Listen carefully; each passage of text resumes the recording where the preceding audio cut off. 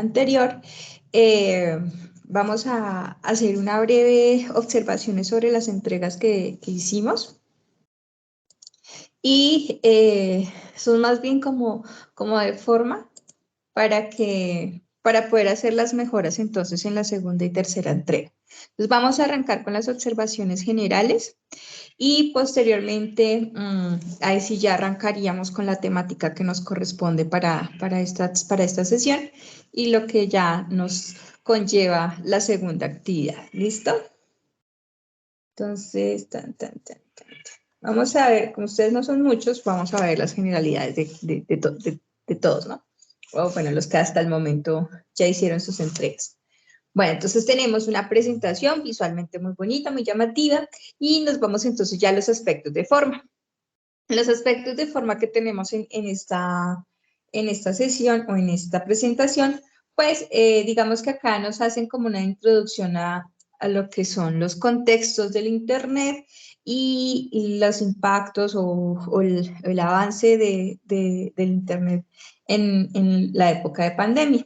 Y finalmente, sí nos dicen que se presentará un análisis de indicadores sociodemográficos con fines informativos para conocer las características de la población. Bueno, entonces habíamos dicho que inicialmente, pues nuestro resumen es muy corto, ¿no? Tiene que ser un poco más puntual, más detallado, para que no abarque más de 150 o 200 palabras. Y muy someramente nos van a decirte qué vamos a hablar, por qué vamos a hablar de eso, o cuál es el objetivo, cómo vamos a desarrollar el informe o el escrito, y finalmente qué encontramos. Entonces, digamos que en ese apartado que estamos refiriendo está más que todo en este último párrafo, más que en estos, porque en estos nos están dando como una introducción a esa idea que someramente ellos quieren más adelante, pero en sí el informe es lo que nos presenta. Entonces, por ejemplo, acá no es solamente con fines informativos, a menos que el objetivo general del informe que me hayan puesto en la segunda hoja sea ese. Pero por lo general lo que sintetizan acá es ese objetivo general que colocaron en esta partecita. Entonces, mire que aquí ya nos distanciamos en la redacción de lo que realmente queremos con el objetivo del informe, ¿listo? Entonces, ahí la sugerencia es ser un poco más puntuales y específicos respecto a de qué voy a hablar, por qué voy a hablar de eso, cómo lo voy a hablar y qué encontré más o menos en las conclusiones. Aquí es importante que tengamos en cuenta que cuando redactamos no podemos utilizar por lo general el mismo objetivo específico y el mismo objetivo general. O podemos buscar un sinónimo o nos vamos nuevamente a la taxonomía de Bloom para recordar cuáles serían esos verbos que nos sirven en categoría más alta para lograr nuestro objetivo general. Entonces, la sugerencia en este caso sería cambiar uno de estos dos objetivos de acuerdo al nivel de la jerarquización de objetivos. Entonces, eso sería como la identificación que tenemos acá. Determinar la factibilidad del proyecto mediante la identificación de la población. Pues acá no vamos a hacer todavía ningún proyecto, simplemente estamos analizando unas características que tienen variables, unas variables que tienen ciertos países, perdón. Entonces, digamos que en ese sentido, tendríamos que replantear este segundo porque aún no vamos a llevar a cabo nada de esto, simplemente estamos generando una investigación y un análisis de ciertos indicadores socioculturales que estábamos desarrollando. ¿Listo? Esta observación que les voy a hacer acá a ellos es para todos porque todos la tienen igual. Resulta que se me quedaron en los datos y se acuerdan que yo les decía, si ustedes van a usar una gráfica, si ustedes van a usar una tabla, la parte que va de redacción es porque están ampliando la información que están llevando a cabo en la gráfica. Y entonces acá, esto lo tienen todos, se me quedaron en los datos, etnográfico, tanto por ciento, mundo por ciento, tanto por ciento, y entonces se me quedaron en descripciones de datos y datos, pero no me están especificando cómo impacta esos datos, por ejemplo, sobre todo la parte que es poblacional. ¿Cómo impacta esos datos o esas estadísticas poblacionales a ese país?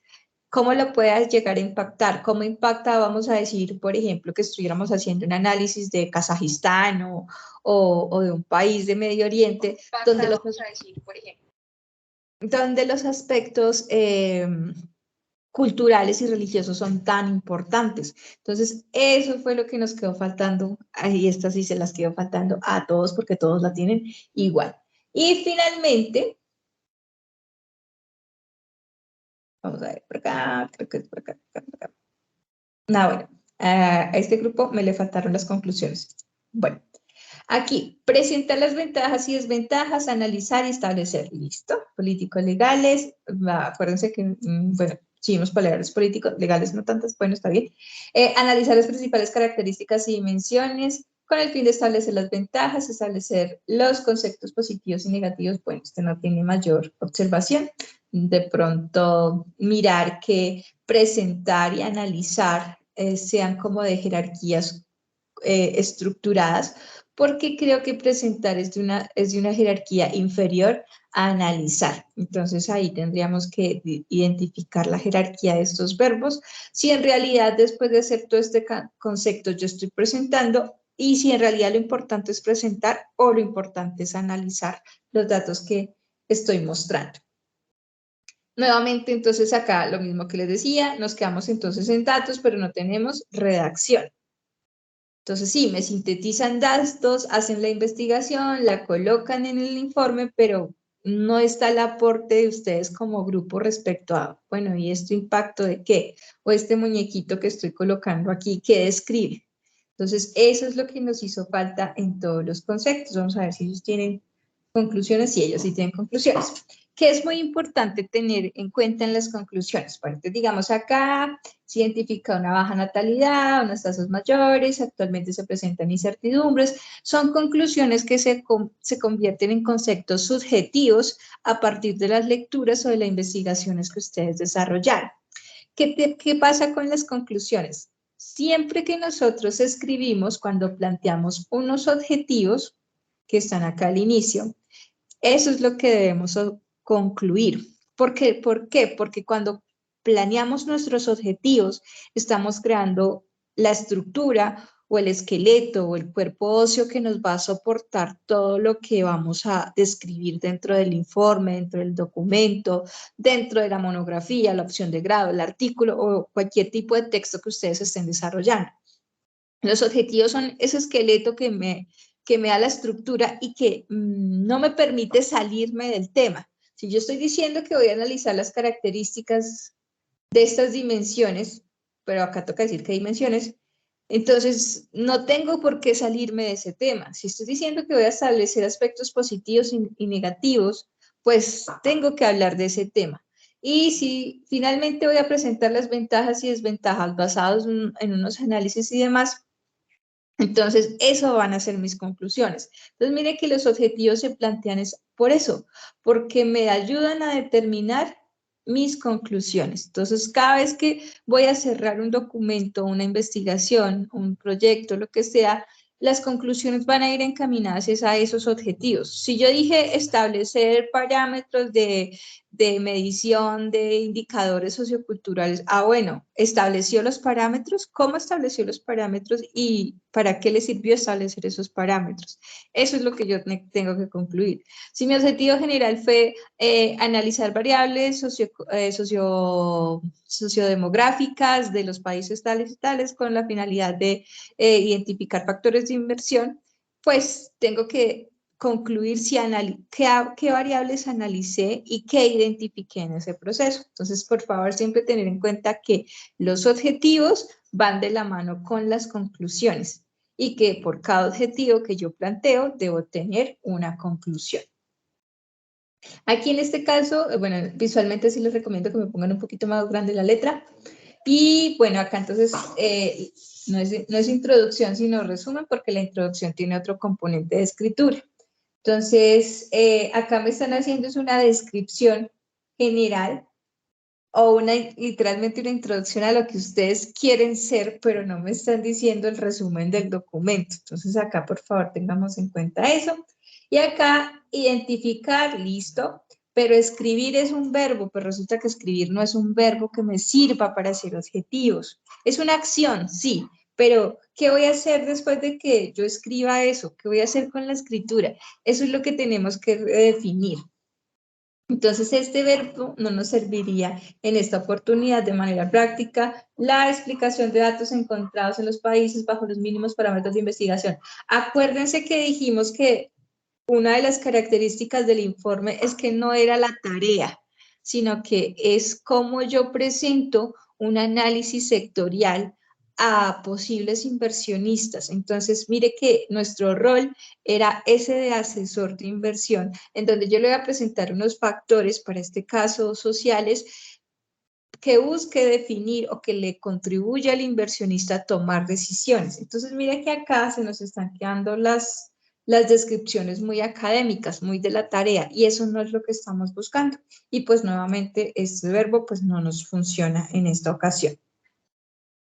Acá hacemos esta presentación, pero digamos que acá es una sugerencia. De verdad vale la pena tener todo este espacio y hacer una aparente presentación de un país con 2 o 3 renglones. Entonces, acá tenemos que mirar si lo que queremos mostrar pues va a tener ese impacto visual, y nuevamente me escriben otra vez las cantidades, pero no me están haciendo como el aporte del grupo respecto a cuál sería el impacto de esas cantidades respecto a un análisis poblacional en este caso.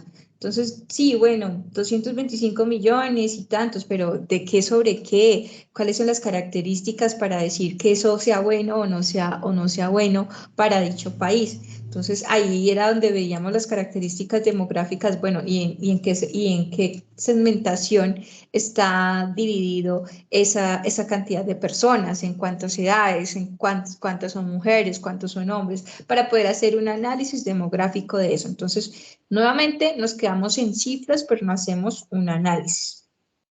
Y obviamente, pues, aparte de que me toca ampliar bastante la presentación para poderla leer, porque la letra me la dejaron chiquita, pues es que no me están dando mayor representación. Entonces, ahí sí tenemos que ser un poquito más nutridos y más elocuentes con la información que estamos presentando, porque la información por sí sola, si usted, por ejemplo, qué sé yo, Sandra coge este informe y dice, con este informe voy a tomar decisiones para ver si conozco, determino o identifico la viabilidad de estos países respecto a su estructura sociodemográfica, pues no vas a tener muchos fundamentos porque no hay como tal bastante información. Sí, yo tengo estas cifras y esta dice que va para abajo y la otra que va para arriba, pero ¿cómo impacta eso? Deme más información sobre los análisis que me están presentando, ¿listo?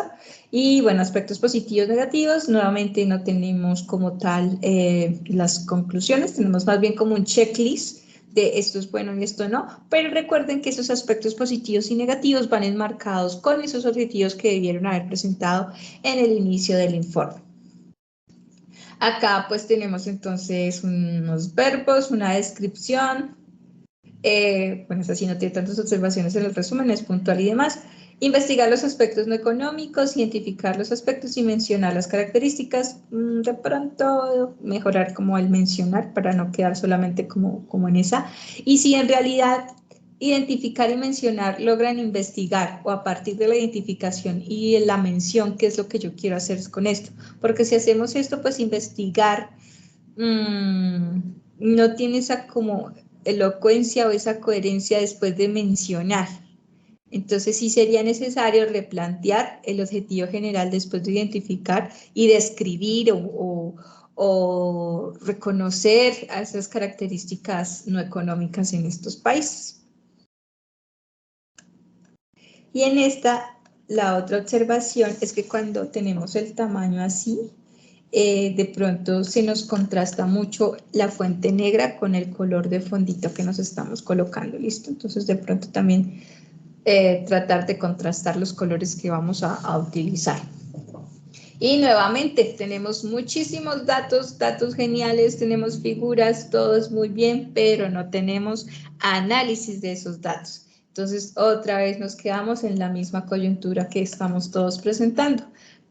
Estas cifras, ¿qué impacto tienen? Si yo leo el informe y no sé nada de economía o no sé nada de aspectos sociopolíticos, pues, ¿cómo identifico que con estas cifras yo pueda tomar una decisión, por ejemplo, si me voy a vivir a ese país o no? Porque no estoy viendo como tal más allá de las cifras, pero las cifras en sí solas pues no me están diciendo nada. Y acá no sé si tenemos... Se tiene mucha investigación y muchas cifras, pero nos quedamos ahí. Y acá tenemos un análisis de unas conclusiones, pero entonces identificamos correctamente las ventajas y las desventajas en una redacción ya un poquito más amplia, pero acá la sugerencia nuevamente es, por favor, tengamos en cuenta los objetivos cada vez que hacemos conclusiones para poder delimitar y cerrar los objetivos en la conclusión. Tenemos entonces contrastar, discriminar, realizar y comparar. Entonces, realizar un diagnóstico de la gestión económica de los países. ¿Cuáles países? Y pues cómo, para qué o a través de qué voy a hacer esto. Entonces, acá los verbos me quedan cortos. No importa que tengamos que repetir otra vez fulano, sutano y perencejo.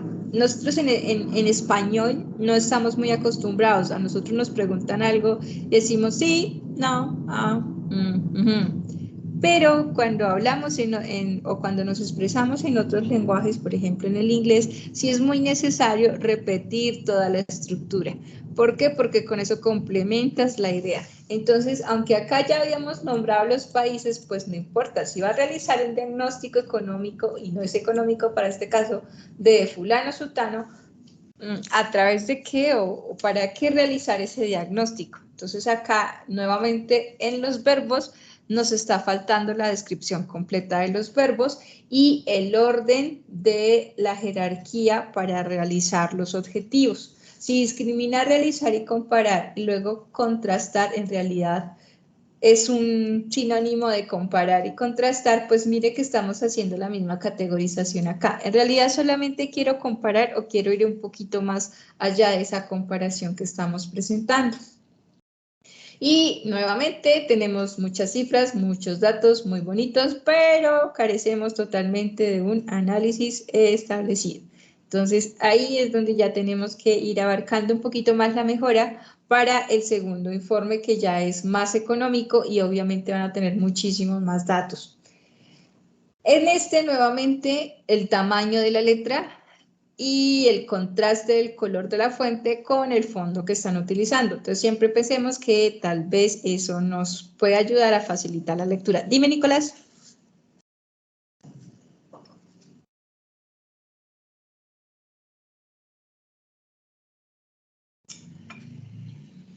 Nicolás. Qué pena, profe, es que estaba sin el Estás micrófono, muteado, sí. estaba muteado y estaba hablando solo. Hola, profe, ¿cómo va? Buenas noches. Profe, varias cosas. Una, estaba tomando atenta nota en el informe, creo que fue el tercero o cuarto, ya te digo. Uno, dos, tres. El tercer informe que presentaste de las observaciones. La primera, la letra está pequeña porque justamente en la rúbrica decía Arial 10. Está en tamaño Arial 10. ¿Sabes La qué es lo que tienes, pasa? la Es que tienes al ustedes lo 60. hicieron, La ustedes lo siguiente, hicieron no, en... la segunda observación, profe, la tienes al 68%. Las otras hay unas que tienes al 50, otras al 70. Entonces creo que eso. Dos, no hay tanto análisis porque precisamente en la rúbrica nunca especificabas que tuviera tanto análisis. Decías Pero cifras. yo sé, no estaba en la rúbrica, pero estaban las descripciones que les hice antes de que desarrollaran el trabajo. Y lo que yo les decía, está bien que ustedes pongan datos, van a tener mucho, pero lo que me va a valer a mí es el análisis que ustedes hagan. Obviamente ese análisis va a estar fundamentado en eso. Pero Ok. lo que les vuelvo a decir, estas son las observaciones y de hecho la semana pasada dijimos, no ampliamos esta entrega para poder hacer observaciones y poderlas contener en la segunda. Y aquí viene una pregunta entonces, profe. Para la segunda y tercera versión de este mismo informe que vamos Esa a es la tener, invitación que yo también creo que tenemos que hacer en el grupo. Y de mi parte, también quiero decirles que de una vez hay un micrófono abierto, pero bueno. Profe, quisiera para la segunda y tercera versión de este informe, entonces mi pregunta es, ¿podemos ampliar y romper un poco las normas APA, que podríamos llamarlo, que teníamos en la rúbrica, para ponerlo más comercial el informe como tal. Es que las normas APA eran solamente para las fuentes y los gráficos. Yo les dije. Sí, pero en la rúbrica me dice otra cosa, entonces nos contradecimos. Entonces ahí es cuando surge el inconveniente como todos los informes, que la gran mayoría de los informes no tienen el análisis, sino cifras, muchas cifras y más cifras. Entonces, era eso. Entonces, ¿podemos romper ese esquema un poco y dejarlo más comercial para el siguiente informe? Mira, vamos a seguir la clase y al finalizar yo les muestro unos ejemplos de otros grupos para que tengan más idea contextualizada del referente. ¿Listo? Dale. Dime, Sandra. Profesora, buenas noches. Es que de pronto yo haría la sugerencia, por ejemplo, en el caso de nosotros, que es el que tienes en pantalla, no alcanzamos a hacer como mucha, lo que tú pedías, sí, pero era porque no nos podemos pasar de las 15 hojas. Entonces yo quisiera saber si en algún momento uno puede, determinado, se puede pasar esa cantidad de hojas, porque tratamos de cuidar eso y no pasar. Ahorita que te muestre los otros, te vas a dar cuenta cómo lo hacía. Ok, gracias. Dime, Paula. Hola, profe, ¿cómo estás? Bueno, pues es que lo que pasa es que nosotras también nos confundimos, porque en el archivo de informe 1, pues decía como describir datos de religión, demográficos, políticos, pero pues no, decía como tómalos de cada país, de cómo te parecen en cada país o tu punto de vista de cada país. Entonces, pues por eso nuestro informe fue más consultivo que de pronto narrativo. Entonces creo que de pronto ahí fue donde todos pues nos confundimos. Y también te quería decir lo mismo que acabo de decir nuestra compañera Sandra, en algún momento uno se puede pasar del límite de hojas porque nosotras sí nos vimos como muy cortas en el tema de hojas. Queríamos colocar como más información, pero pues no pudimos. No. Entonces, ahorita miramos eso para que me comprendan que de verdad no necesitan más hojas, porque entonces cuando lleguen al último trabajo que fusiona los 3 trabajos, pues obviamente van a necesitar 60 hojas. No, es más bien como distribución, puntualidad y exactitud, más bien. Pero pues igual lo que decía, por eso les dije, no ampliemos esta porque necesito que cometan errores para que podamos trabajar sobre los errores, porque si todo les queda bonito, entonces no me van a mejorar. En cambio, ya acá tenemos unos parámetros, ya dijimos, ok, hicimos una parte que es la más cansona, que es la parte de investigación. Ahora vamos a mejorar el aspecto de argumentación y análisis de datos, que eso es lo que nos va a conllevar el trabajo final. ¿Listo? Entonces, no se preocupen, simplemente estamos haciendo una serie de observaciones, pero ya para la próxima yo sé que ustedes van a tener una claridad absoluta sobre lo que deben presentar o lo que se espera se presente.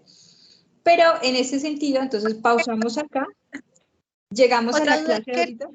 Dime. Otra duda que nos ocurrió a nosotras como equipo fue si hablábamos en este trabajo del producto que queríamos vender como fuerza, como firma de economía o no.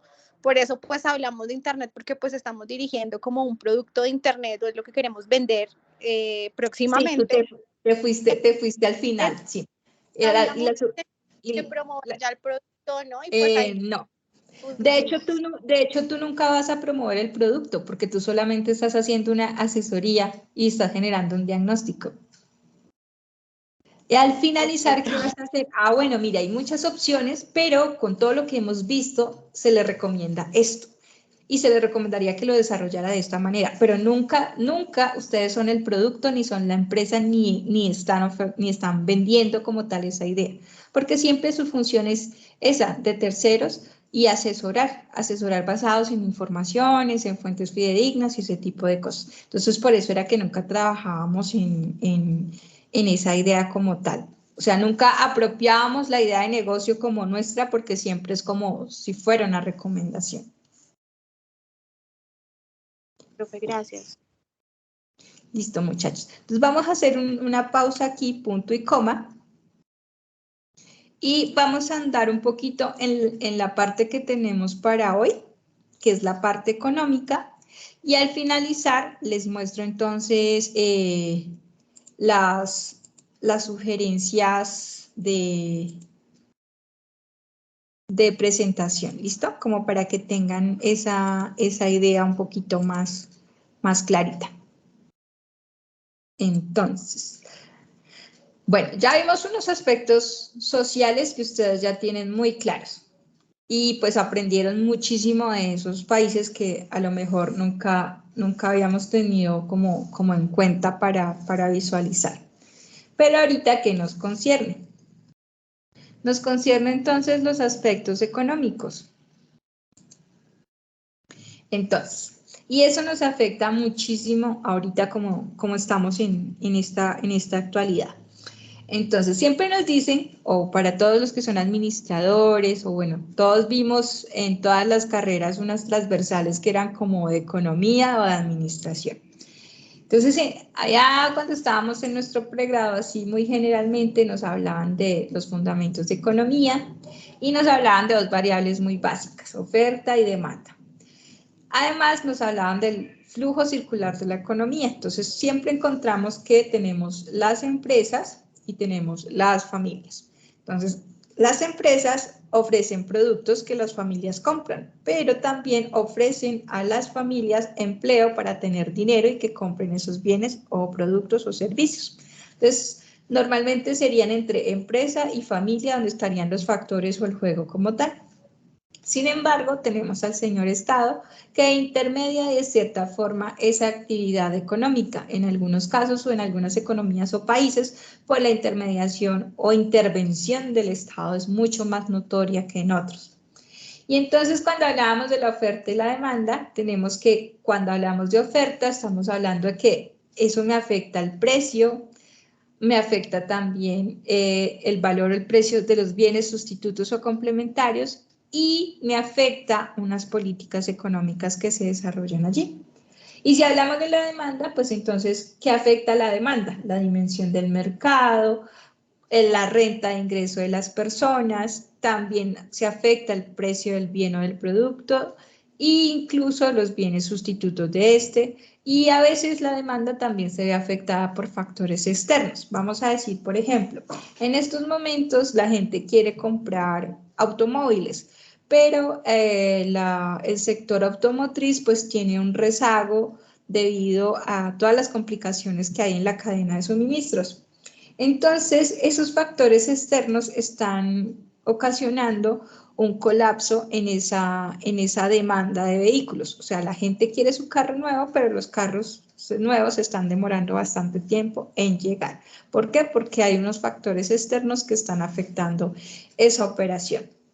Entonces, allí tenemos que reconocemos la economía real, la economía financiera, y todo esto es objeto o es por la asignación eficiente de los recursos disponibles. Entonces los encontramos dentro de este contexto y allí estamos en el desarrollo de los fundamentos económicos.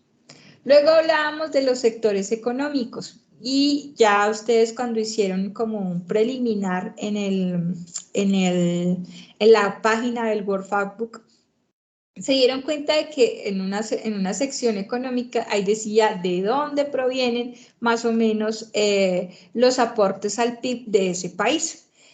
Y entonces por allá en el siglo casi que 17-18, un economista se dio cuenta que aquellos países en Europa que tenían más destinaciones de servicio tenían mejores empleabilidades y mejores calidades de vida para sus ciudadanos que aquellos países que tenían mayor concentración en la agricultura y en la industria. Entonces, ahí es donde nos damos cuenta cómo la producción y el empleo es afectada dependiendo del país. Entonces, los países que se concentran en servicios en el sector terciario como servicios generan una mayor producción y una mayor cantidad de empleo que aquellos países que no. Entonces, si nosotros comparábamos esa relación del PIB, por ejemplo, que vemos en la página de la CIA, entre países africanos respecto a países de ciertos países occidentales o europeos, pues vemos entonces, por ejemplo, que los servicios en muchos casos aportan entre el 70 y el 80%, y la parte primaria de agricultura, pues en realidad en muchos casos es inferior al 8% en estos países de primer mundo. Mientras que en los países africanos, pues el sector agrícola es casi el 30%, entre el 17 y el 30%, o sea que aún tiene un factor relevante dentro de su PIB y dentro de su desarrollo. Y entonces hablamos que la asignatura se llama entorno económico. Y el entorno económico pues se ve afectado por turbulencias, por la naturaleza y los cambios y por la imprevisibilidad del cambio. Entonces, si hablamos de naturaleza y cambios del entorno, por ejemplo, podemos hablar de los cambios del entorno a raíz del desarrollo tecnológico. Pero podemos hablar también de turbulencias del entorno a raíz de coyunturas, como por ejemplo lo que vimos con el COVID en estos momentos, lo cual nos desencadena esa parte de amenazas que nos presentaron ante la pandemia, lo cual puede pasar dos cosas. Usted puede tener oportunidades en el entorno económico que destruyen o que generan oportunidades. Obviamente van a tener efectos desestabilizadores y en algunos casos irreversibles desde el punto de vista económico y se pueden presentar amenazas a las estrategias de las empresas. En este caso, ustedes ya vieron unos aspectos y unos factores. De hecho, ustedes en la unidad 1, en la sección de enlaces de interés, tienen unos videos. Esos videos hablaban de, bueno, cómo se mide ahora los factores de los países. Y entonces hablaban de los indicadores de desarrollo, que ya no son solamente económicos, sino que agregamos los sociales. Pero estos indicadores siguen siendo muy tradicionales. Entonces, ahora hay unos indicadores alternativos que depende de lo que yo quiero medir. Entonces, por ejemplo, en el caso de sus compañeras, ellas ya la tienen clara y saben que se van a ir por una línea de desarrollo del sector tecnológico. Entonces, en ese orden de ideas, si yo quiero construir un mecanismo que me ayude a evaluar las factibilidades de ese país, si quiero estar en el sector tecnológico, pues tendré que revisar esos indicadores que me permiten medir el desarrollo tecnológico. Ahora, vamos a decir que también queremos medir los aspectos sociales a nivel local y aspectos ambientales que hoy en día son tan importantes. Entonces, ¿cómo se saca ese indicador de desarrollo, ese IDS? Primero que todo necesitamos saber qué queremos medir, qué vamos a medir y luego necesitamos identificar cuáles serían los indicadores que requerimos para hacer esa medición. Para el caso del ejemplo que tenemos acá y el ejemplo que ustedes tienen en el video, que es prácticamente este mismo, pues vamos a decir que tenemos dos sectores o dos dimensiones, sociales y económicas. Que las características, ¿cuáles van a ser? Que en el punto de vista social vamos a medir el costo de vida, el bienestar, las redes sociales y la felicidad. Desde el punto de vista económico, vamos a medir el crecimiento, el atractivo financiero de ese país, los productos de alta tecnología y la densidad económica. A cada una de esas características le vamos a identificar un indicador o una valoración matemática para poder cuantificar ese indicador. Vamos a decir que en el costo de vida vamos a tener como parámetro el IPC. En el estado de bienestar, la tasa de suicidios, la presencia de redes, el número de usuarios de redes sociales y el índice de planeta feliz. Desde el punto de vista económico, vamos a tener entonces tasa de crecimiento del PIB, inversión extranjera directa, exportación de productos de alta tecnología y densidad del PIB. Vamos a decir que esos van a ser nuestros indicadores. A cada indicador le voy a dar un peso, una valoración entre 1 y 5. Eso depende de qué, de lo que yo quiera medir y de la trazabilidad que yo quiera tener. Entonces, cuando ya identificamos qué aspectos vamos a medir, pues simplemente cuantificamos los índices o simplemente los sumamos. Como acá ya le dimos una valoración a cada uno, pues ya sabemos que estos 4 son sociales y estos otros 4 son económicos. Cuando yo los sumo, pues vamos a decir, por ejemplo, España me dio 30 en dimensión social y en dimensión económica me dio 26. El índice de desarrollo socioeconómico va a ser la sumatoria de estos dos. Y entonces acá tenemos un ejemplo de Nicolás. ¿Tienes la manito levantada? Sí, profe, una pregunta. ¿Me podrías devolver un segundo a la anterior diapositiva? Y mi pregunta es, la dimensión, los indicadores, el peso asignado, ¿iría por país? No, por indicador, depende de lo que quieres medir. Ok, No por ya. país. O sea, vamos a decir que tú tienes tus 3 países. Esta terapia o este ejercicio que estamos haciendo aquí, no lo vamos a hacer ahorita para este segundo informe, pero sí lo van a tener que hacer para el tercero. Entonces es para que entendamos por qué estamos separando esos aspectos sociales de los aspectos económicos. ¿Por qué? Porque cuando ustedes se decidan decantar por un país, van a tener que justificar por qué ese país. No solamente por condiciones de selección o de por qué este me gustó o por qué este no, sino que van a tener que justificarlo pues a partir de unas variables cuantitativas. Entonces, vamos a decir que nuestras compañeras quieren, no sé, Kazajistán y el sector es el tecnológico. Entonces, entre Kazajistán, Colombia y la India van a tener que decir, bueno, vamos a irnos por el sector tecnológico, por lo tanto vamos a tener que medir estos indicadores. En el caso de ellas, por ejemplo, en el indicador social, para ellas no va a ser interesante, por ejemplo, la tasa de suicidios, no va a afectarles, pero entonces pueden cambiar este indicador por un indicador alternativo que puede ser, por ejemplo, la telefonía móvil. Y entonces, dependiendo del sector en el que tú vayas a desarrollar tu idea, pues así mismo vas a seleccionar esos indicadores que te van a ayudar a decidir qué país es el que es más viable. Este peso asignado lo van a generar ustedes para el caso del ejercicio, pues de acuerdo a su propio criterio.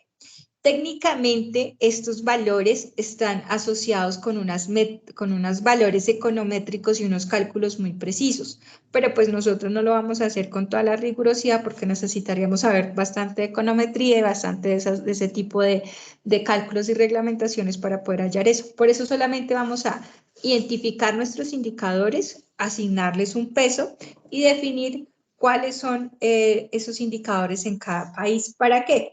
Para llegar a esta tablita. Vamos a decir que esta tablita se la hicieron a todos estos países.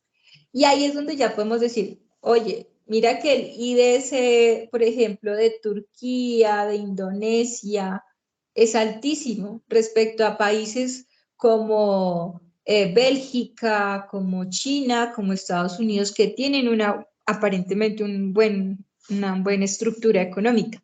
Pero como acá no estamos solamente midiendo la economía, sino unos aspectos sociales, entonces ahí es donde nos damos cuenta que no todo es el aspecto económico.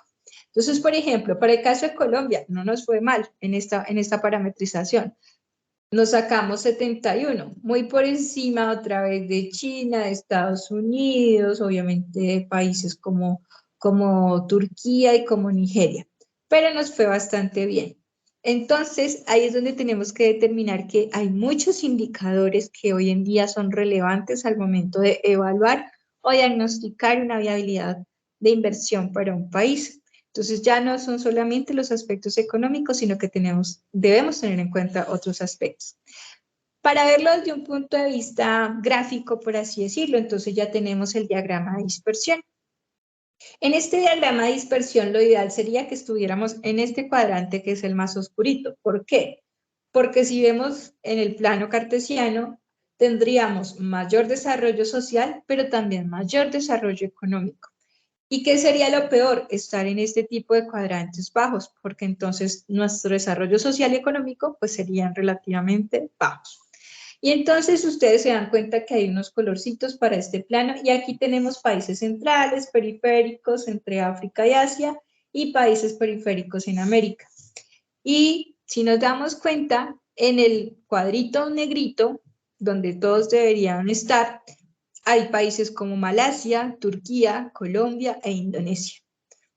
Mientras que Finlandia, Bélgica y Japón están inclusive un poco más abajo, donde tienen un alto desarrollo económico, pero un medio desarrollo social. ¿Por qué se da esto? Bueno, porque si vamos a analizar los aspectos sociales que se identificaron o los parámetros o indicadores que se definieron anteriormente, pues nos damos cuenta que, por ejemplo, sus tasas de suicidio son muy altas. entonces ese indicador les hubiese bajado la dimensión social, el promedio de dimensión social que tendrían. Entonces debemos ser muy cuidadosos con los indicadores que vamos a manejar y sobre todo cómo vamos a ponderar el país que queremos seleccionar. ¿Por qué? Porque a veces nos vamos a la medición y decimos, ok, mira que el país más viable es este país, pero cuando ustedes se van a llevar la idea a la realidad, se dan cuenta que a lo mejor no consiguen información, que por ciertas políticas o por ciertos aspectos socioculturales o económicos, esa idea que ustedes quieren llevar no sería viable en ese país. Entonces les toca devolverse a reasignar la parametrización de la tabla para cambiar de país. Entonces, tengan mucho cuidado cuando seleccionan los parámetros o los indicadores que van a evaluar y cuando le dan la asignación y el peso a esos indicadores. No es obligatorio que ustedes trabajen únicamente con Colombia. De hecho, pues sería como aburrido. Pero sí, definitivamente, las condiciones que ustedes parametrizaron para hacer su IDS y seleccionar el país correspondiente es Colombia, pues trabajamos sobre ese. Lo ideal también es que vayamos con la investigación un poquito más allá y pues reconozcamos la posibilidad de hacer esa asesoría o esa sugerencia en otros países. Entonces, ante esto, pues ya identificamos cómo vamos a seleccionar para nuestra tercera actividad el país que vamos a seleccionar.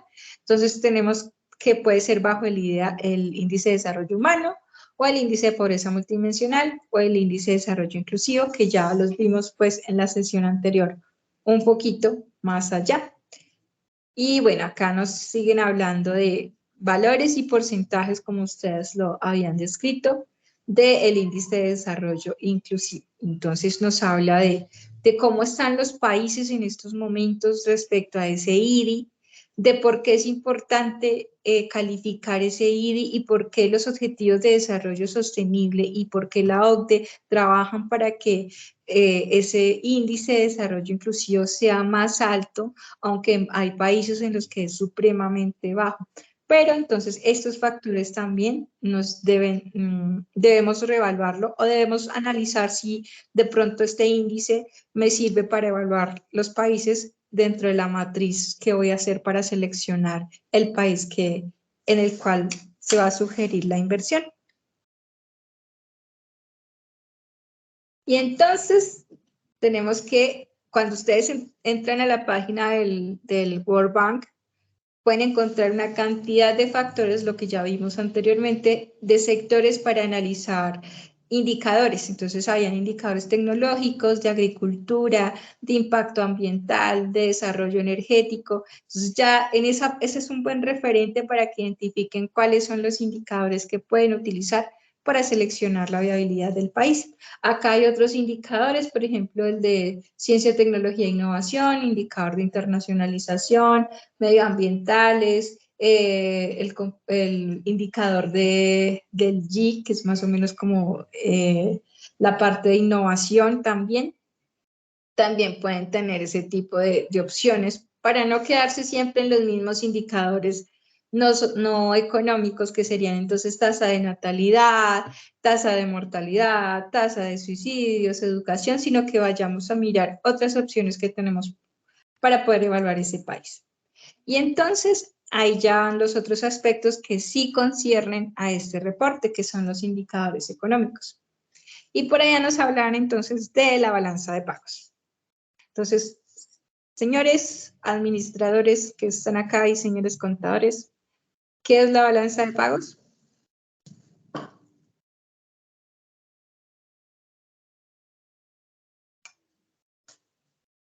Yo sé que ustedes están ahí.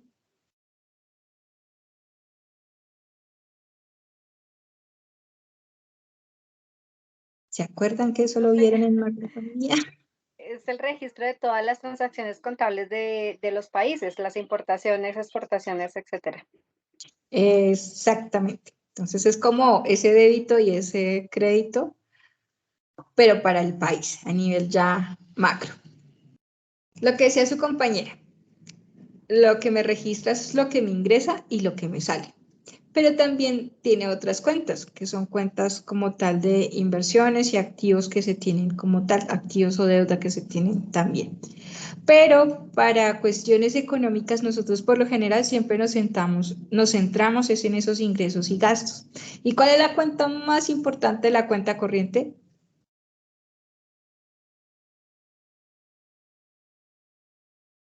¿Cuál quieren que sea?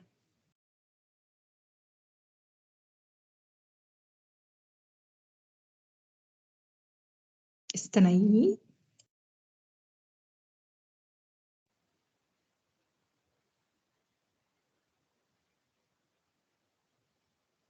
¿Cuál creen que sea la cuenta más importante de la cuenta corriente?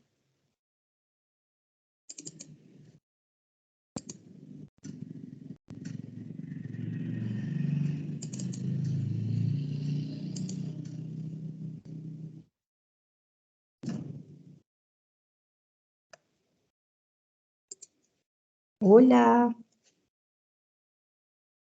me quedé sola, todos afuera.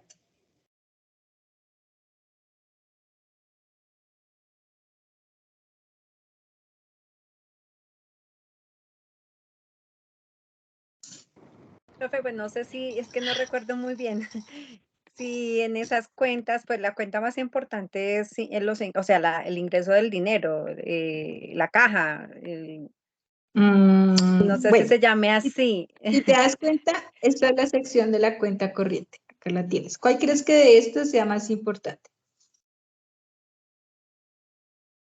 Profe, yo De creería que las esas, remesas. las rentas, sí, de acuerdo. Pues, ¿cómo les parece que no? La más importante es la balanza comercial. ¿Por qué? Porque impacta mucho más la economía que las rentas y las remesas. Aunque son importantes, pues no son tan fundamentales ni impactan tanto la economía. Mientras que, ¿qué significa balanza comercial? Lo que exportamos y lo que importamos. Por eso es que radica en ella tanto su importancia dentro de la economía. ¿Y cómo creen que estamos nosotros? ¿Con importaciones mayores o exportaciones mayores? Mayores Importación exportaciones. mayor. Exacto, y así llevamos Importación. desde mucho tiempo atrás, ¿cierto?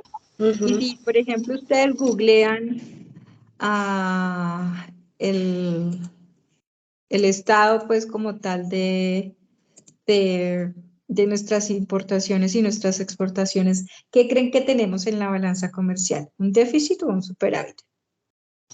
Déficit. Un déficit que tenemos en la balanza comercial, sí, señorita. Y lo tenemos desde hace bastante tiempo. Entonces, digamos que eso es lo que nos genera más. Claro que la cuenta corriente, pues como ustedes ya se dieron cuenta, está enmarcada por otro tipo de ingresos. Por ejemplo, hoy en día para nosotros los servicios son muy importantes. ¿Por qué? Porque el turismo ha estado potencializando los ingresos después de la reactivación económica, porque Colombia, gracias a su posición geográfica estratégica y a que Estados Unidos está como América tiene una posición de alineación larga, a diferencia de Europa, que es a lo ancho, pues no tenemos muchas diferencias de horario. Entonces los call centers se nos están volviendo un buen punto de prestación de servicios a nivel internacional.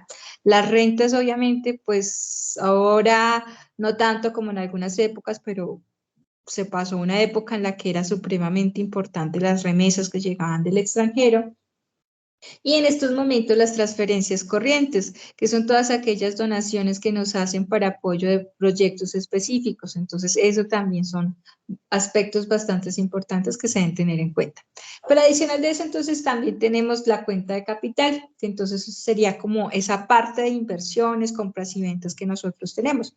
Por ejemplo, el año pasado nos dijeron en las noticias que el Banco de la República había decidido vender una cantidad de oro para sanear un poco la deuda externa.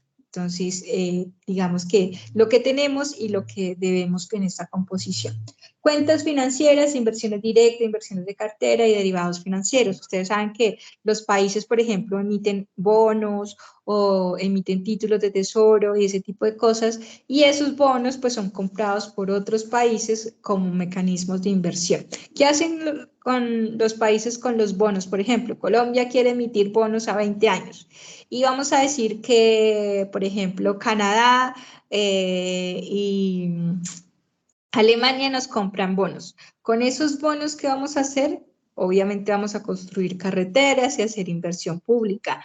Sin embargo, en contraprestación de esos bonos y de esa inversión que nos están dando, pues tenemos que devolver el dinero en el tiempo previsto del bono y adicional, pues tenemos que generar una rentabilidad a esos países, pero la rentabilidad de los bonos, ustedes saben que por mecanismo de inversión, pues es bastante pequeña. ¿De qué depende la rentabilidad de un bono? Del riesgo del país. Si ustedes revisan en páginas, ahorita lo vamos a mirar, por ejemplo, cuál es la rentabilidad de un bono de Argentina o de Venezuela o de ciertos países africanos, las tasas de bonos son del 40%, del 30%, mientras que países como Nueva Zelanda, como Suecia, incluso las tasas de bonos son negativas. ¿Por qué son negativas? Porque son países o son economías tan estructuradas, tan sólidas, que no necesitan generar grandes rendimientos porque usted ya sabe que sí van a pagar y que tienen con qué pagar. Mientras que si yo invierto en bonos de un país como Venezuela o como Argentina con economías tan inestables, pues me tienen que dar una rentabilidad muy alta para que yo invierta mi dinero allí porque tengo un riesgo de que por condiciones económicas o por condiciones políticas el presidente de turno decida no pagar los bonos, por ejemplo. Entonces, por eso vemos que esos países tienen una tasa de rendimiento mucho más alta que países como los que decíamos, como por ejemplo Alemania, como Suecia, como Noruega, Nueva Zelanda. Entonces, ahí es donde vemos esa estructura. Y entonces, ¿qué piensan de esta balanza comercial?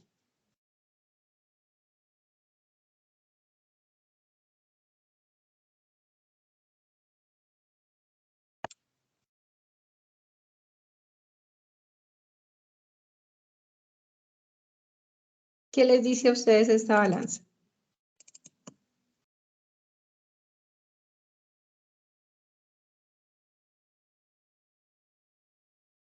Que cada vez estamos en déficit, cada vez más déficit. ¿Cierto? Entonces, y eso que le estamos comparando entre mayo del 2020 y 2021 no tendríamos entonces el dato de este nuevo año. Pero ¿cómo creen que impacta eso la economía?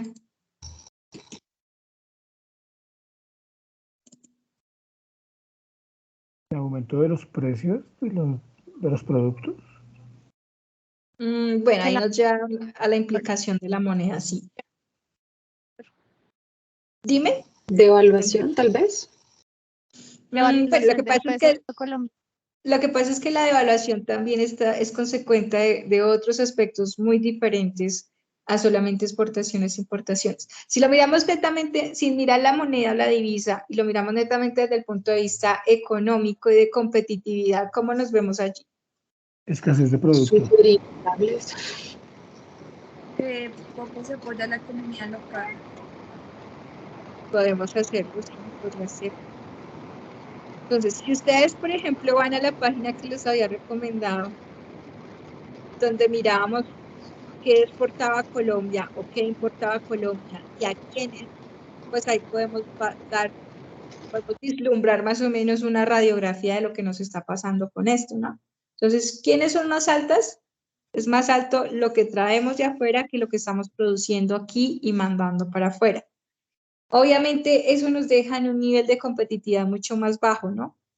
Y si no apoyaríamos esa estructura o fortalecemos la economía interna para generar atractivos y exportar, pues tendríamos una economía totalmente dependiente del extranjero y estaríamos sujetos a problemáticas como las que hoy en día se cuentan con la parte de logística en las importaciones y exportaciones. Y entonces lo que está de moda, ¿no? Las políticas fiscales y políticas monetarias. La política fiscal es lo que hace el gobierno. Y entonces sabemos que cada gobierno entrante trae consigo una propuesta de reforma tributaria. Y a veces incluso en un solo gobierno se pueden llevar a cabo 2 o 3 propuestas de reformas tributarias. ¿Qué son estas reformas tributarias o qué hace la política fiscal? La política fiscal maneja dos variables, como ustedes las pueden ver. Una es el gasto público y otra es el impuesto. Cuando hablamos de políticas tanto monetarias como fiscales, podemos hablar de políticas expansivas o restrictivas, ¿no? Entonces eso es como un cauchito, expansivo o restrictivo. ¿Qué pasa cuando es expansiva? Yo necesito impulsar la economía. Y si yo necesito impulsar la economía, necesito aumentar el gasto público. Entendiendo que gasto público no es ese gasto que nosotros tenemos en mente, que siempre que decimos gastamos es porque ese dinero no va a volver a nosotros y porque ya lo perdimos. En el concepto de gasto público, el gasto público es una inversión, porque cuando el gobierno decide hacer carreteras, hacer colegios, hacer universidades, hospitales, pues va a crear empleo y va a ser inversión. Entonces, gasto público para estas condiciones son sinónimo de inversión. Los impuestos, bueno, para tener gasto público necesitamos que el dinero salga de algún lado. Entonces, ¿de dónde sale el dinero? Desde el punto de vista del Estado, pues sale de los impuestos. Entonces, si yo necesito una política expansiva, o sea, necesito estimular la economía por X o Y razón, entonces incremento el gasto público y disminuyo los impuestos. Lo que pasa es que eso es utópico y pues no pasa. Mientras que si estamos en una política restrictiva, que es lo que pasa hoy en día en diferentes países, pues se disminuye el gasto público, o sea, no hay inversión, se disminuyen los cargos públicos, se disminuyen todos los procesos de inversión y expansión del Estado, pero sí se aumenta el ingreso tributario a través de los impuestos. Entonces, eso sería como un referente, política fiscal, y es manejada por el Estado. Y después tenemos las políticas monetarias. ¿Quiénes creen que manejan la política monetaria?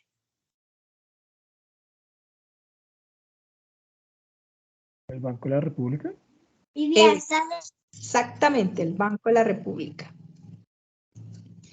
O quien haga sus veces. Por ejemplo, para el caso de Estados Unidos conocemos la Reserva Federal. Entonces, cada país tiene su propio banco central, por así decirlo. Y ese señor ya no maneja dos variables como lo hace la política fiscal, sino que maneja tres. La primera que conocemos es la del interés, y esa la conocemos muy bien porque cada trimestre sale el gerente del Banco de la República a decirnos este mes las tasas suben o este mes las tasas bajan. ¿Y cuál es el impacto de que las tasas suban o bajen?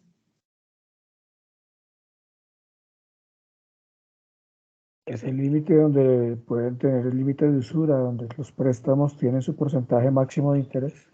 Exacto, entonces ya ahí, ¿qué hacemos nosotros? Por ejemplo, con la tarjeta de crédito ya nos controlamos de pasarla tanto, ¿cierto? Porque es que se nos están incrementando las tasas. Y los créditos pues también incrementan las tasas. ¿Y cómo estamos ahorita de tasas? ¿Estamos altas o bajitas? Altísimo. Altísimas. Exactamente. Tanto así que el mismo Banco de la República le está sugiriendo a la gente abstenerse de tomar solicitudes de crédito en estos momentos porque van a salir obviamente mucho más costosos. Entonces, hasta ahí entendemos cómo maneja el Banco de la República la tasa de interés. Ahora tenemos otra variable que se llama encaje bancario. El Banco de la República también manipula la cantidad de dinero que hay en el mercado. ¿Cómo lo hace? A través de dos mecanismos, por encaje bancario o por compra o venta de bonos del Estado y otros activos financieros, lo que normalmente se llamarían OMAS, operaciones de mercado abierto. Entonces, ¿qué es el encaje bancario? Vamos a decir que tenemos un banco y tenemos 100 pesos para prestarle a la gente, pero el Banco de la República dice no. En este mes yo no necesito tanto dinero en el mercado. Entonces usted no tiene 100 pesos para prestar. De los 100 pesos que usted tiene para prestar, me va a guardar 40. Entonces ese va a ser el encaje que me va a guardar. Entonces ya no tengo 100, tengo 60. Entonces solamente como banco podré disponer de esos 60 para poder prestar. Vamos a decir que la economía mejoró un poco y necesito activarla, necesito que haya más dinero en el mercado. Entonces el banco dice, bueno, de esos 100 que usted tenía, que me ahorró 40, ahora puede usar 80. Entonces ya tengo 20 más para poder disponer y los otros 20 están guardaditos en el banco. Entonces ese encaje bancario es lo que me permite de cierta forma, manipular la cantidad de dinero que hay en el mercado. Lo que por allá, cuando veíamos economía, nos hablaban como la curva LM. Pero pues acá no vamos a llegar a esas especificaciones. Y finalmente, la compra de bonos y otros activos financieros. Entonces, vamos a poner un ejemplo. Andrea, cuando tú vas a la tienda y te quieres comprar un pan, ¿qué pasa con tu dinero en el bolsillo? ¿Entra o sale? ¿Sale? Sí, sale porque tienes que pagar el pan, ¿cierto? Ujú. Entonces, si yo soy el Banco de la República y quiero comprar bonos de tesoro de Noruega, entonces yo necesito dinero para pagar el bono que quiero comprar. ¿De dónde saco el dinero? Ah, bueno, hay unas estrategias en las que recojo dinero del mercado para poder pagar ese bono. Y con eso disminuyo la cantidad de dinero que hay en el mercado. Pero vamos a decir que Andrea ya no quiere un pan, sino que Andrea va a vender limonadas. ¿Qué pasa con el bolsillo de Andrea? ¿Le sale o le entra dinero? Entra. Exactamente. Pasa lo mismo con el banco. Ah, bueno, quiero vender esos bonos de Estado. Quiero vender. ¿Por qué? ¿Por qué los quiero vender? Ah, porque necesito tener dinero y necesito activar la economía y necesito inundar la economía de dinero. Entonces, ¿de dónde lo saco? Ah, bueno, allí hay unos inversionistas muy pudientes, entonces yo les vendo a esos inversionistas estos bonos, ellos me van a dar ese dinero y ese dinero yo lo inyecto en el mercado. De esa manera, con esas tres variables, se controla la cantidad de dinero disponible en el mercado. Y entonces esas son las políticas monetarias. Obviamente, al igual que las fiscales, son expansivas y son restrictivas. Entonces, expansivas cuando quiero activar la economía, restrictivas cuando quiero, de cierta forma, atar o limitar la economía para evitar ese tipo de cosas como las que hoy en día estamos viendo, que son las inflaciones. Pero esas inflaciones pues se ven a nivel mundial, están todos los países. ¿Por qué? Porque salimos de una pandemia, de una crisis económica, de empresas que se quebraron, de gente que quedó sin trabajo y se necesitaba reactivar la economía. Al reactivar la economía se hizo desde diferentes puntos de vista, desde una política fiscal, a partir de incentivos para las empresas, a partir de ¿cómo lo llamamos? Estos subsidios para las personas. Entonces las personas ya tenían dinero y con ese dinero podían ir a comprar cosas y entonces activaban la economía. Pero ¿qué pasa cuando esos dineros se vuelven sostenidos o cuando de un momento a otro nos está yendo tan bien que sí se activa la economía y todos tenemos plata y estamos felices gastando? Pues que eso nos genera, por oferta y demanda, que los mismos productos tengan mayores costos en periodos sostenidos, lo que genera una inflación. Cuando se genera esa inflación, deben haber políticas que restrinjan la cantidad de dinero disponible. Es por eso que los bancos centrales empiezan a subir las tasas, dependiendo de la condición en la que estén, incrementarán el encaje bancario y obviamente tendrán una decisión para comprar o para vender bonos o activos financieros para el país. Entonces, en esas condiciones, analicen en el contexto en el que estamos, qué está haciendo el gobierno a partir de sus políticas fiscales, qué está haciendo el Banco de la República a partir de sus políticas monetarias para frenar la inflación que tenemos en estos momentos. Entonces, soy todo oídos.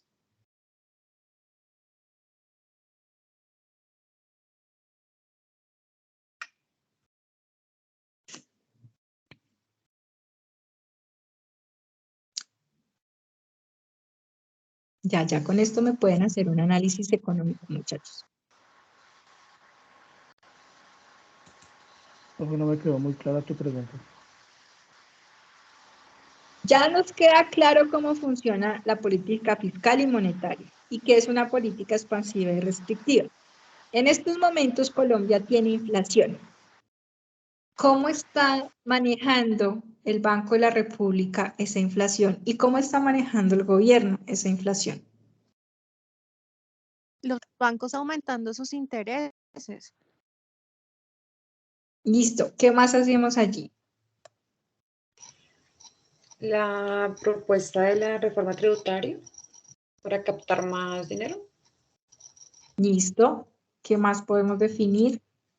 La reducción de aranceles y en insumos claves para la producción. ¿Y eso qué nos hace?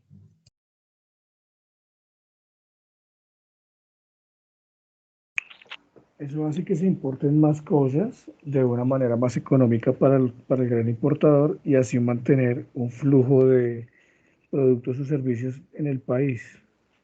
¿Y eso me está impactando la inflación? Por lo menos ¿O me está generando estrategias para mejorar la balanza de pagos?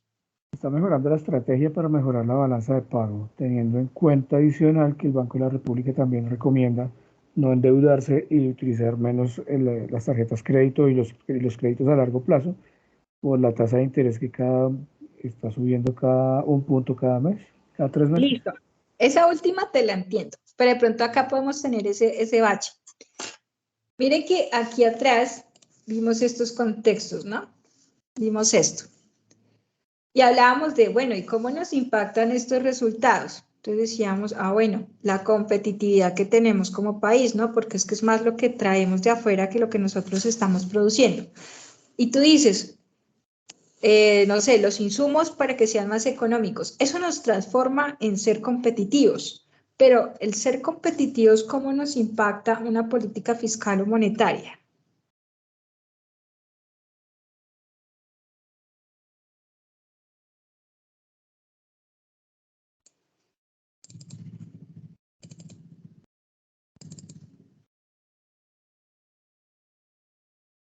Nos podría impactar básicamente si el Banco de la República sacara más dinero para que estuviera flotando por el país. Listo. ¿Y qué está Pero haciendo el depende, Banco de la República entonces? ¿Política expansiva o restrictiva? en este momento está Restrictivo. restrictiva.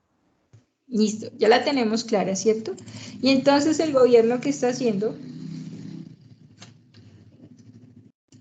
También está restrictivo en este momento. El gasto público pues, es lo que está pensando hacer. El gasto público bajarlo y mantener los impuestos. Listo. Entonces nos queda claro entonces el concepto de las políticas fiscales y monetarias y cómo más o menos manipulan la economía de ese país. ¿Por qué es importante? Porque ahora sí vamos a tener que ir a mirar esas políticas fiscales y monetarias de ese país que estamos analizando, o de esos países que estamos analizando. ¿Por qué? Porque a raíz de ella llegamos a todos estos. Entonces llegamos al PIB, llegamos a la inflación, llegamos a la devaluación, que ahí sí eran todos los conceptos que ustedes me decían. ¿Pero qué es el PIB? Entonces, Producto Interno Bruto, sí. ¿Pero qué es el Producto Interno Bruto? Bueno, el país coge y suma todo lo que produce más lo que le ingresa por su producción en otro lado. Entonces vamos a decir el consumo sostenido de todas las personas que están dentro de ese país. La inversión, ojo que esta inversión que está acá es inversión extranjera dentro del país. Y este gasto que está acá no es el gasto de siempre, sino que es nuestro gasto público. Y decíamos que el gasto público es ¿qué?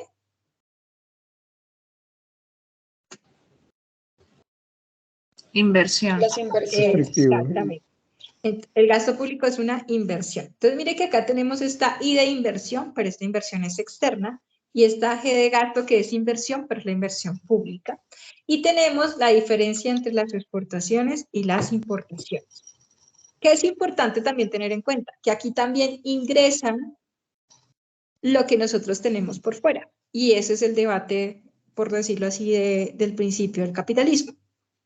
Vamos a decir que tenemos unas inversiones de Ecopetrol en el Golfo de México. Y este año nos fue bien y ese proyecto dio utilidades.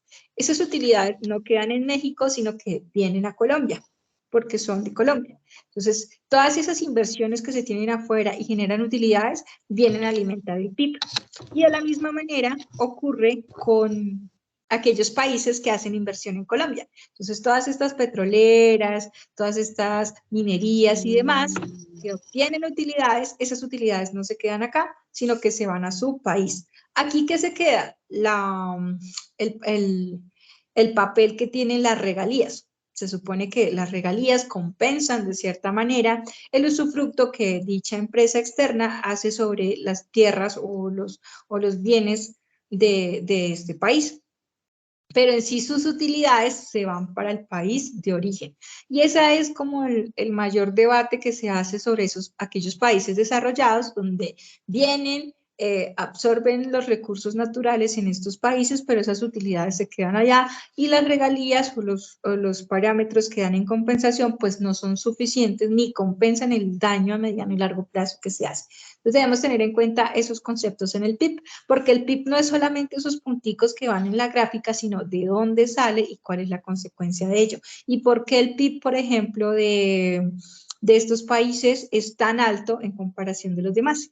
Y obviamente es alto porque la inversión que ellos tienen en conceptos extranjeros, pues es muy alta y muy rentable. Entonces, por eso es que tenemos esa caracterización. Inflación, ya dijimos, la consecuencia de tener incremento en los precios durante periodos consecutivos. Devaluación, pues la conocemos muy bien, la pérdida de valor de la moneda local respecto a un referente, para nuestro caso el dólar. Y por allá tenemos entonces otra cosa que se llama riesgo país. El riesgo país es esa credibilidad que nos dan para poder pagar nuestra deuda internacional. Y entonces en el mundo hay, por ejemplo, creo que son 3 calificadores de riesgo más importantes, que son como el Standard & Poor's, y no recuerdo las otras 2. Bueno, se me olvida el nombre de las tres de riesgo. Si ustedes me ayudan a googlear ahorita, cuáles son las 3 administradoras de riesgo más importantes a nivel mundial, que nos califican a todos los países y le dan unos puntitos. Dependiendo de la calificadora, ellas califican con puntos o califican con letras. Y esas letras pueden ser mayúsculas, minúsculas y pueden estar acompañadas de un más o de un menos. Entonces, cada vez que las calificadoras emiten su valoración, pues tiembla el país, porque ¿qué hace esa valoración? Les da como esa credibilidad o esa imagen ante los inversionistas extranjeros. Entonces, también es muy importante revisar qué calificación de riesgo país tienen esos países que ustedes están analizando. ¿Por qué? Porque no es ley, pero sí les genera como una alarma, como una banderita donde dice, ojo, mire que ese país tiene una calificación tal, porque puede ser que ese país entre en un impago con su deuda. Y si no va a pagar su deuda, pues imagínese lo que le puede pasar a su dinero. Entonces, hay países que están en una condición tan específica como, por ejemplo, Cuba, Argentina, Brasil o algunos países de África, que incluso no cuentan con una calificación de riesgo país porque el riesgo en sí es tan alto que lo que hacen las aseguradoras es no emitir ningún tipo de calificación sobre ellos. Entonces, eso también son factores que ustedes deben tener en cuenta. Y obviamente la devaluación o la revaluación que va a impactar dependiendo de la posición en la que estemos. No es que sea mala, no hay que satanizar todo el proceso, porque eso depende de qué, de la posición en la que yo estoy. Si yo fuera exportador en estos momentos, ¿me beneficia o no el valor del peso contra el dólar? No. Exportando, no.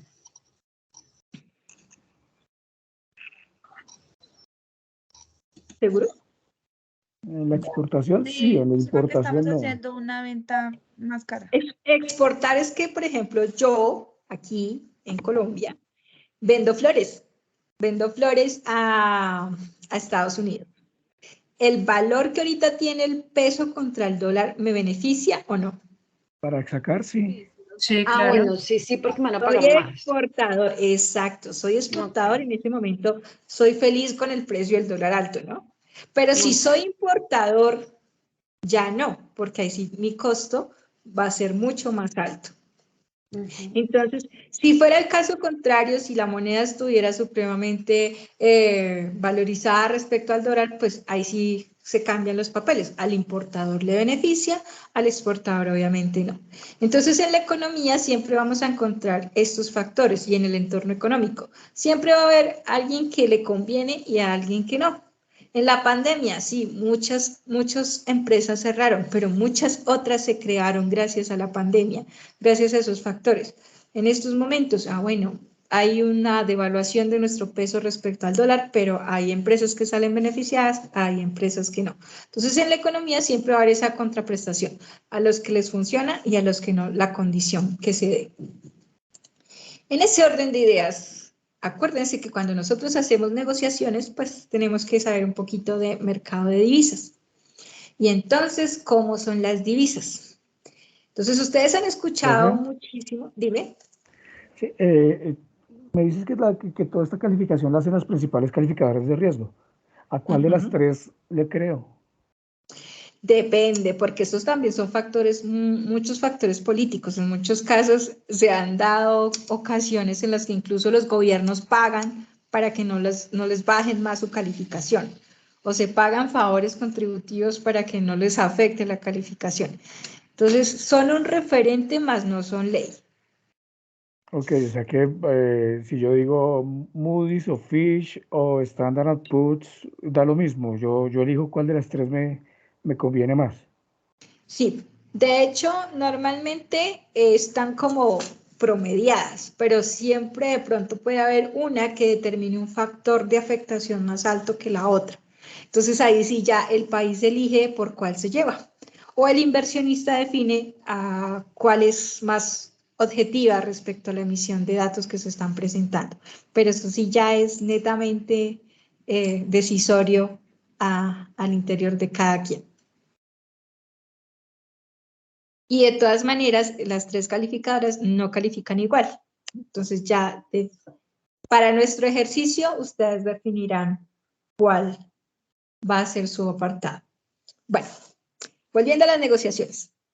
Nosotros tenemos como moneda referente el dólar norteamericano.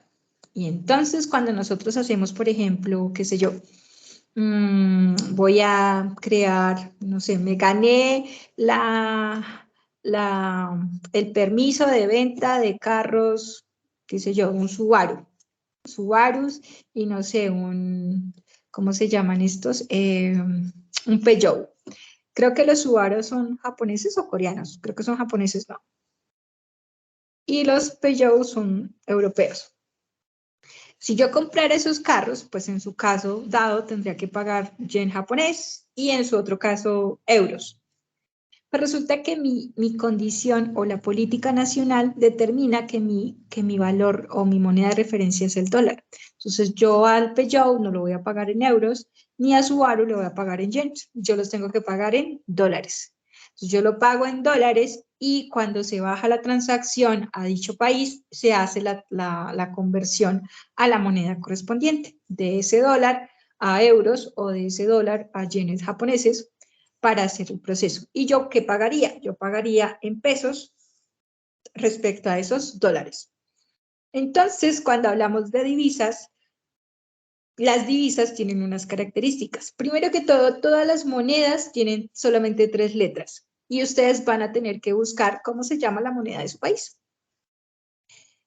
Entonces, ¿qué identifican esas 3 letras? Las 2 primeras letras corresponden al nombre del país y la tercera letra corresponden al nombre de la moneda. Para este caso sería United States, dólar, y en nuestro caso se llama COP. Entonces, ¿qué representa ese COP? Pesos colombianos. Peso colombiano. Colombia, peso. Colombia, pesos. C-O-P. Bueno. Colombia, peso. ¿Listo? Bueno, por ahí entonces ya entendemos. Ahora, esto es un estándar internacional. Esto es una ISO. Hay una ISO que reglamenta cómo se nombran las monedas. Esto para las monedas físicas, ¿no? Porque no hay ISO para reglamentar monedas digitales. Pero las monedas físicas sí se determinan con una ISO y tienen esa condición, 3 letras. Además de eso, cada vez que nosotros vemos una composición de monedas, las vemos de a 2, ¿cierto? Y podemos verlas las 2 pegaditas, por ejemplo, EUR, USD, con el slash o sin el slash. Entonces vamos a decir que no tiene el slash, pero nos imaginamos nuestro slash. ¿Eso qué quiere decir? Eso es como una división. Una está arriba y la otra está abajo. ¿Qué quiere decir esto? que la de arriba es la que yo quiero comprar y la de abajo es la que yo vendo para poder adquirir esa que está arriba. En este caso, en esta posición en la que estoy, yo estoy vendiendo dólares para adquirir un solo euro. Entonces, siempre recuerden también la posición en la que están colocando los pares de divisas. La que va arriba es la que quiero comprar y la que va abajo es la que quiero vender. Por lo general, cuando miramos en internet y queremos ver la relación del peso contra el dólar, ¿cómo está? ¿Dónde está el peso? ¿Arriba o abajo? Abajo. Abajo. Exacto, porque es la que nosotros vendemos para adquirir un dólar. Desde el punto de vista de inversión, tenemos entonces precio comprador y precio vendedor. Sería un buy price y un ask price. Entonces, el que está abajo sería el ask price y el que está arriba el buy price. Hasta ahí. ¿Qué otra condición tienen las monedas? Cuando ustedes van y descargan esas plataformas Forex para ser inversionistas y todo ese tipo de cosas, se van a dar cuenta que normalmente las monedas van por el número entero y 4 decimales. En este caso ese punto, pero es una comita. Normalmente las monedas tienen esta condición. ¿Qué me permite a mí identificar esto? Es lo que me permite la variación entre el precio de venta y el precio de compra. Entonces, esos 4 decimales son los que me determinan, bueno, qué rentabilidad o qué pérdida estoy haciendo respecto al valor de compra y venta. Todas las monedas deben tener 4 decimales. Y en las plataformas Forex así se maneja. ¿Por qué? Porque el Forex es un valor de divisa que está cambiando constantemente, es un tipo de inversión de corto plazo, o sea, menos de un año, a diferencia de las acciones que nosotros las compramos para dejarlas ahí hasta que suban. Las monedas no, porque las monedas cambian su valor cada rato y constantemente. Entonces yo puedo comprar hoy, venderlas mañana, venderlas en 2 horas o venderlas en 30 horas. La única moneda que tiene solamente 2 decimales es el caso del yen japonés. Es la única moneda que maneja 2 decimales. De resto, todas las monedas manejan 4 decimales. Y entonces, para hablar de tipos de cambio, tenemos 3 factores. Tenemos un promedio del tipo de cambio, tenemos un tipo de cambio inverso y tenemos un tipo de cambio cruzado. Cuando yo quiero sacar el promedio de un tipo de cambio, pues es literalmente un promedio. Entonces, tenemos un precio buy, que acabamos de decir que es momento de compra o precio de compra. Entonces, vamos a decir que tenemos un euro contra un dólar. ¿Aquí qué estamos vendiendo? Dólares. Estamos vendiendo dólares y queremos adquirir un euro. Recuerden que el que va acá abajito es el que se vende para adquirir el que está encima. Entonces, quiere decir que nosotros tenemos que pagar 1 euro con 20 centavos por un, perdónenme, $1 con 20 centavos por 1 euro. Y vamos a decir que lo compramos a 1.2078.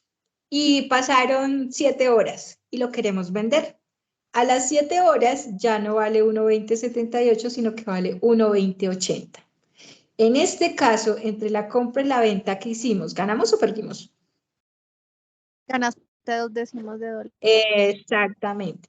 Obviamente ahí lo vemos chiquito, pero si eso fuera una cantidad monumental de dinero y esto fuera más tiempos, entonces pues ya entraríamos en empezar a ver una rentabilidad. Si yo simplemente quiero ver el promedio de ese tipo de cambio, pues, bueno, sume los dos, el precio de compra más el precio de venta y divídalo en 2 y ahí ya le va a dar. Entonces, para este caso, pues que usamos los 2 últimos dígitos. Y cuando ustedes están en mercados Forex, ustedes se van a dar cuenta que las variaciones se dan sobre estos 2, no sobre todos los 4. Obviamente hay conceptos y hay rupturas y hay momentos de la historia donde sí puede pasar algo abrupto de que cambie esto de 1.2080 a 2 en periodos cortos, pero pues son consecuencias de aspectos geopolíticos muy importantes que llevarían a eso. De lo contrario, siempre estamos hablando de la variación de estos 2 últimos dígitos. Profe, ahí es cuando precisamente se cierran las bolsas, cuando hay ese tipo de emergencias. A veces, lo que pasa es que las bolsas se cierran cuando las ventas empiezan en picada. Entonces, para evitar el colapso, ellas prefieren cerrar ese momento. Es decir, Pero cuando hay la incertidumbre económica.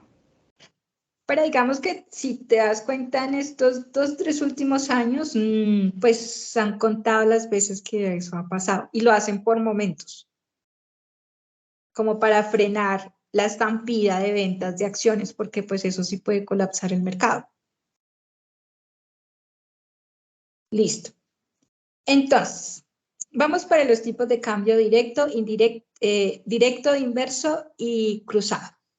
Ya entendimos cómo funcionan las monedas, ¿cierto? La parte básica, que tenemos un nombre, que esos nombres tienen una razón de ser, que el que me coloquen las monedas de a pares y que uno esté, un nombre esté primero y el otro esté después, también tiene una razón de ser. Y entonces vamos a decir que tenemos, por ejemplo, este valor que tenemos acá. Explíquenme qué significa 0.8224. ¿A quién quiero vender y a quién quiero comprar? Vendes euros para comprar dólares. De acuerdo. Listo. Y ustedes se dieron cuenta, o se han dado cuenta, que normalmente el euro tenía un valor más alto que el dólar.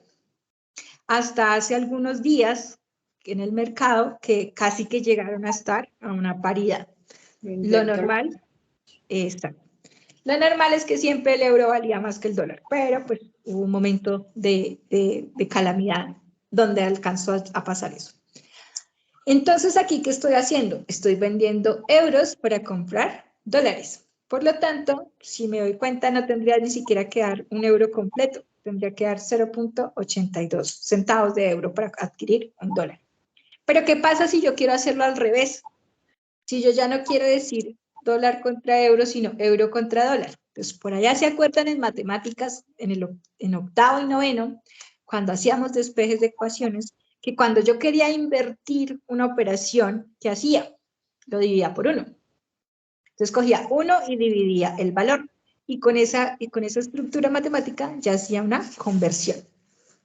Y eso es lo que hacemos acá en los tipos de cambio indirecto.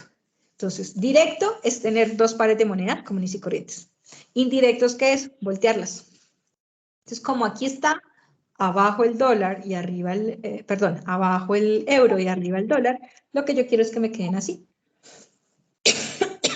Para que me queden así, simplemente tendría que haber cogido 1 dividido en 0.8224. Y ahí ya tendría la conversión, que para este caso sería 1.4025. Ah, no, perdóname, esto lo estoy haciendo para este ejercicio. ¿Listo?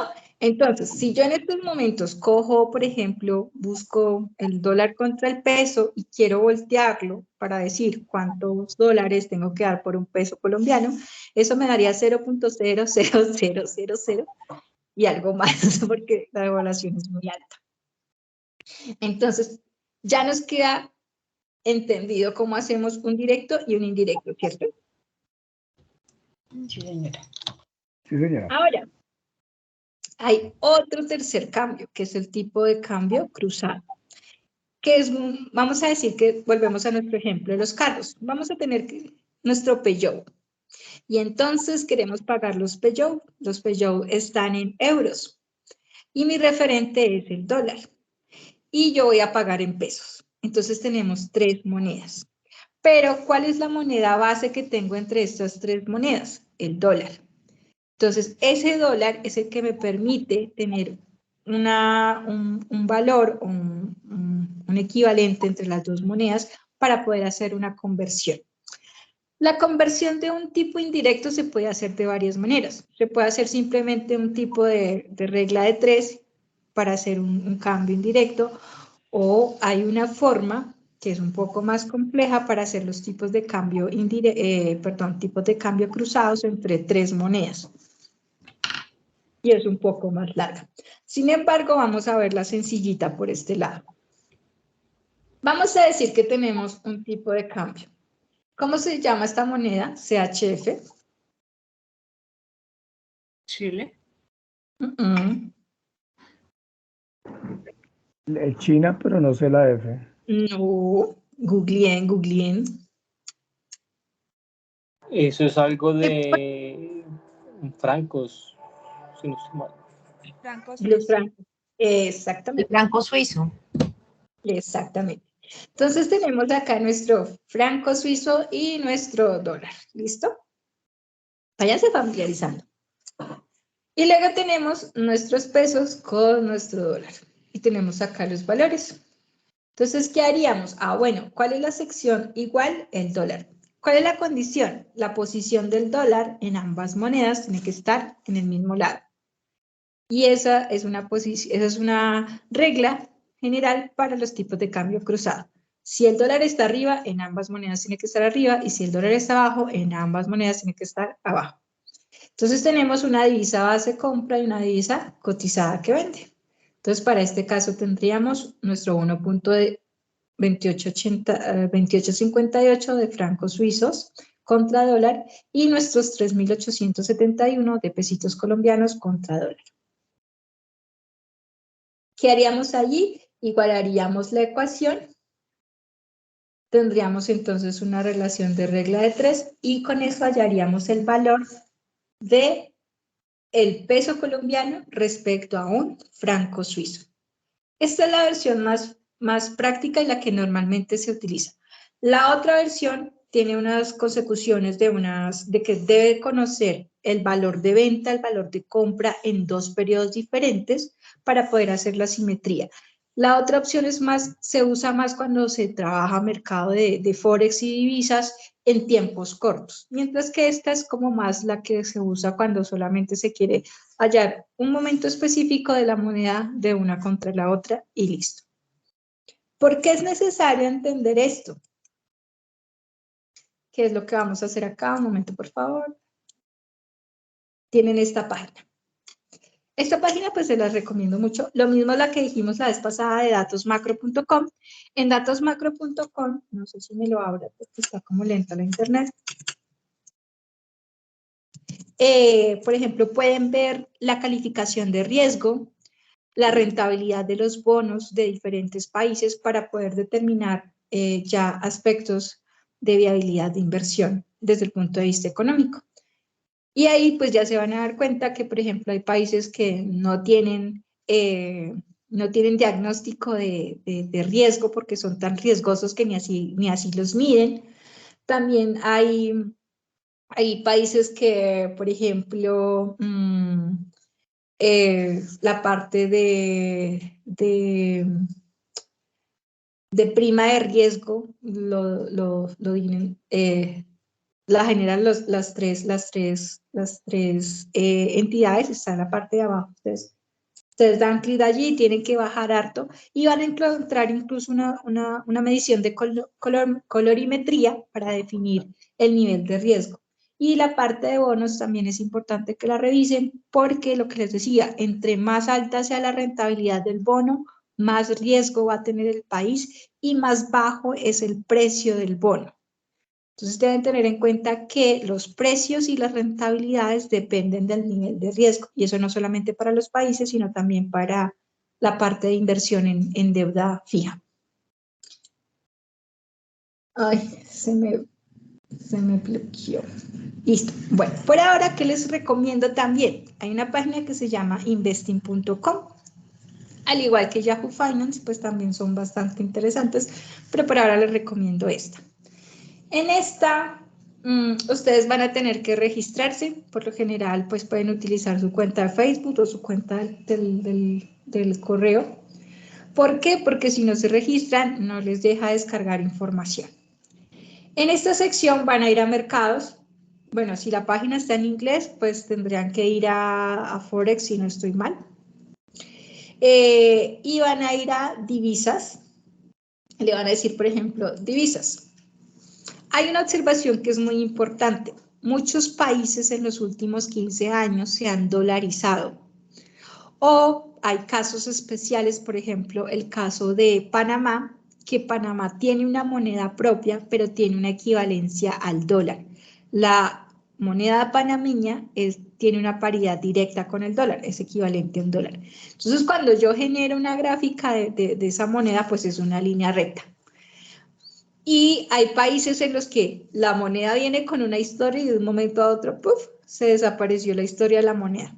Entonces es porque posiblemente pasó ese concepto de que se dolarizaron en un momento. Entonces aquí ustedes van a encontrar, dime. Como Por ejemplo, Ecuador, que Ecuador, sí, exacto, como Ecuador, como Argentina, creo que también está dolarizada, entonces tendrán que tener en cuenta esos aspectos para las monedas.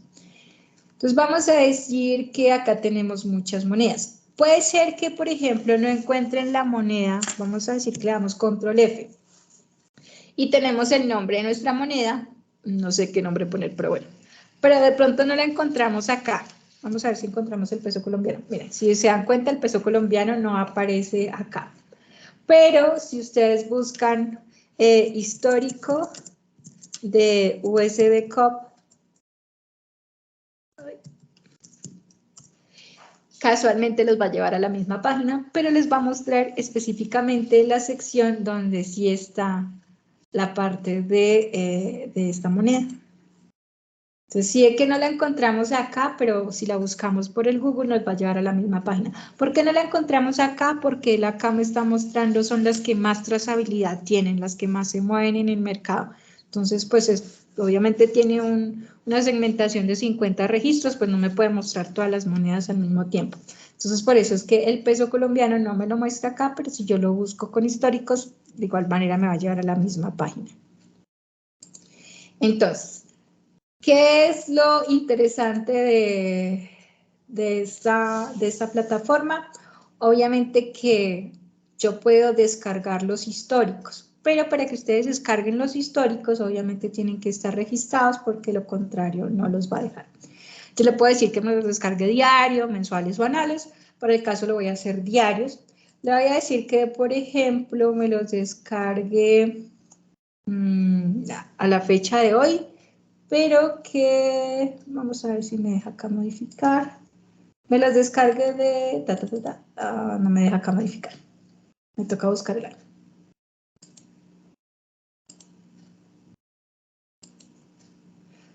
Lo preferible es que usemos años bien atrás para que nos quede una gráfica mucho más destacada. Y tengo lento el internet, muchachos.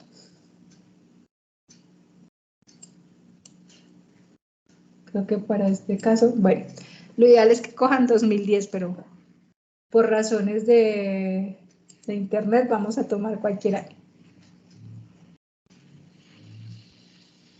Vamos a No, ver. profe, es la página, está pesada. Yo también lo estoy haciendo y se queda ahí.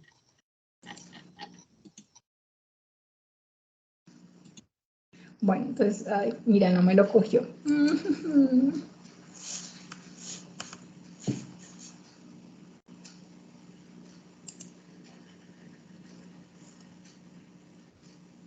No tengo un archivo acá para hacerles el ejemplo.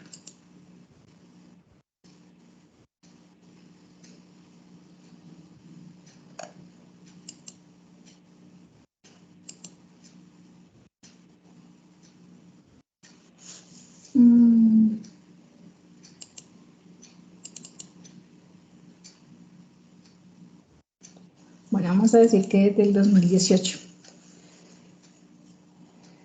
Aparente me los debe tomar. Pero no sé si me tomó el cambio de la fecha. Así. Y aquí le digo descargar datos. Él me va a descargar unos datos CBS que tenemos que arreglar para poder hacer las gráficas. Mientras se descarga, la gráfica que generaríamos sería algo más o menos así, que todavía no la están viendo. Listo. Ahorita intentamos hacer la gráfica, si no, creo que ustedes también tienen un video tutorial en el aula donde les muestra cómo se arreglan los datos para hacer la gráfica. Allá.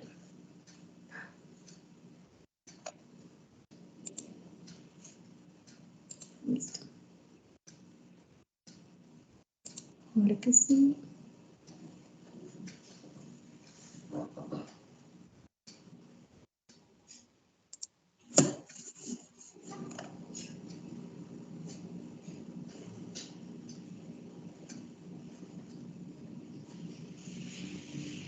Bueno, mientras mi computador responde. Más o menos, esa sería como la gráfica que haríamos en Excel. La gráfica que me permite delimitar. Me permite primero que todo delimitar la tendencia que tiene esa moneda. Porque es importante desde los aspectos económicos analizar las divisas de un país, porque generan identidad y registro de ese país. ¿Cómo se ha establecido ese país durante todo ese lapso de tiempo que estamos analizando? Para este caso, creo que ese es el de Colombia, si no estoy mal. Se analizaron unos datos dentro de unos periodos de tiempo y hicimos una línea de tendencia, la cual que es este punto rojo que ustedes están viendo allí. Esa línea de tendencia me genera más o menos el promedio. Esto es técnicamente estadística descriptiva. Aparte de eso, la gráfica también me permite generar la ecuación de la pendiente, lo que veíamos por allá en el colegio cuando hablábamos de las pendientes de las líneas rectas. Si esta si esta variable que está acá es negativa, quiere decir que la pendiente o la tendencia de esa gráfica va hacia abajo. Si el valor es positivo, la tendencia de esa gráfica va hacia arriba. Ahora, si ustedes se dan cuenta, hay unos puntos que se separan de esa línea punteada en rojo. Cuando hablamos en términos de inversiones, no solamente de divisas, sino de acciones, de bonos o de lo que sea, y queremos medir su trazabilidad o sus posibles rendimientos o queremos hacer análisis técnico, podemos definir entonces que estos puntos azules, ¿qué tanto se separan de la línea roja? Entre más se separen de la línea roja, quiere decir que hay más desviación, estadísticamente hablando, habría más desviación estándar. A nivel de inversión, quiere decir que hay más riesgo en ese tipo de inversiones, porque se alejan más de la línea punteada, que sería la media o el promedio de rentabilidad que me puede generar. Entonces, entre más se alejen, más riesgo voy a tener, pero normalmente, ¿qué nos dicen? Entre más riesgo voy a correr, puede ser que más rentabilidad vaya a generar. Lo que pasa culturalmente con las pirámides. Sabemos que no son correctas, sabemos que podemos perder nuestro dinero, que es un riesgo absoluto, pero sin embargo, ahí ponemos nuestros ahorros. Entonces, eso es lo que pasa con ese tipo de estructuras. Aquí, ¿qué le estamos analizando entonces? ¿Qué tanto riesgo tiene presente este tipo de moneda para una posible inversión? Y segundo, estamos mirando, o qué es importante mirarle acá a la moneda para los aspectos de análisis. La tendencia de la moneda, qué tanto se separan los puntos azules de la línea roja, y en estos puntos tan altos, ¿qué pasó? ¿Qué pasa con esos puntos muy altos o muy bajitos? Que si nosotros nos vamos a buscar eso en Excel y buscamos la fecha donde está ese valor mínimo de ese tiempo, vamos a decir que eso pasó en, qué sé yo, el 22 de octubre de 1996. Y yo voy y reviso qué pasaba en ese momento en ese país, voy a encontrar la justificación de procesos socioeconómicos, geopolíticos o demás, y la justificación del por qué esa moneda en ese momento tiene ese valor tan bajo o por qué tiene ese valor tan alto en ese momento. Entonces, ¿qué es importante tener en cuenta los aspectos técnicos de las gráficas de tendencia de las monedas? Justificar esos valores tan bajos o tan altos de esa moneda. Entonces, de allí es donde radica la importancia del análisis que van a hacer y la investigación. Ya la investigación no se va a centrar en describir cifras. La investigación, aparte de hacer esas cifras, va a centrarse en analizar las cifras y cómo esas cifras impactan una decisión de inversión en ese país. Y me permiten un momento a ver si el archivo me abre. Ahora, que también es importante, obvio, si ustedes van a buscar históricos de monedas tales con tales, pues van a encontrar los gráficos ya listos, pero el objetivo es que ustedes hagan el esfuercito, descarguen la información, organicen la información, la estructuren y analicen la información, porque los gráficos los van a encontrar, pero pues el gráfico solo no dice nada. Deben justificar el por qué ese movimiento de esas monedas y por qué la importancia de analizar las tendencias de las monedas de los países. hay otro aspecto, dependiendo también del país que vayan a encontrar, que vayan a seleccionar, a veces no es tan fácil encontrar históricos de ese país. Entonces, a veces van a tener que ir a buscar el histórico en inglés para poder tener más información o para poder justificar esos valores tan bajos o tan altos, van a tener que buscarlos, esas palabras claves, pero en inglés, porque en español a lo mejor no van a encontrar la información.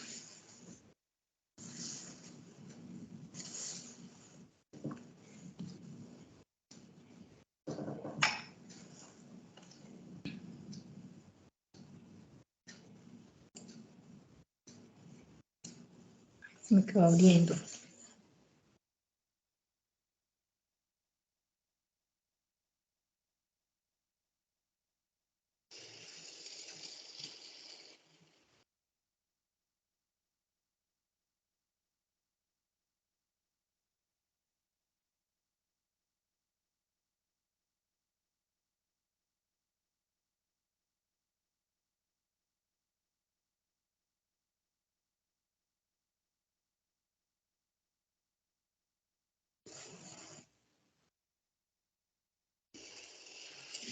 Yo creo que mientras termina de abrir el Excel, les voy a ir mostrando.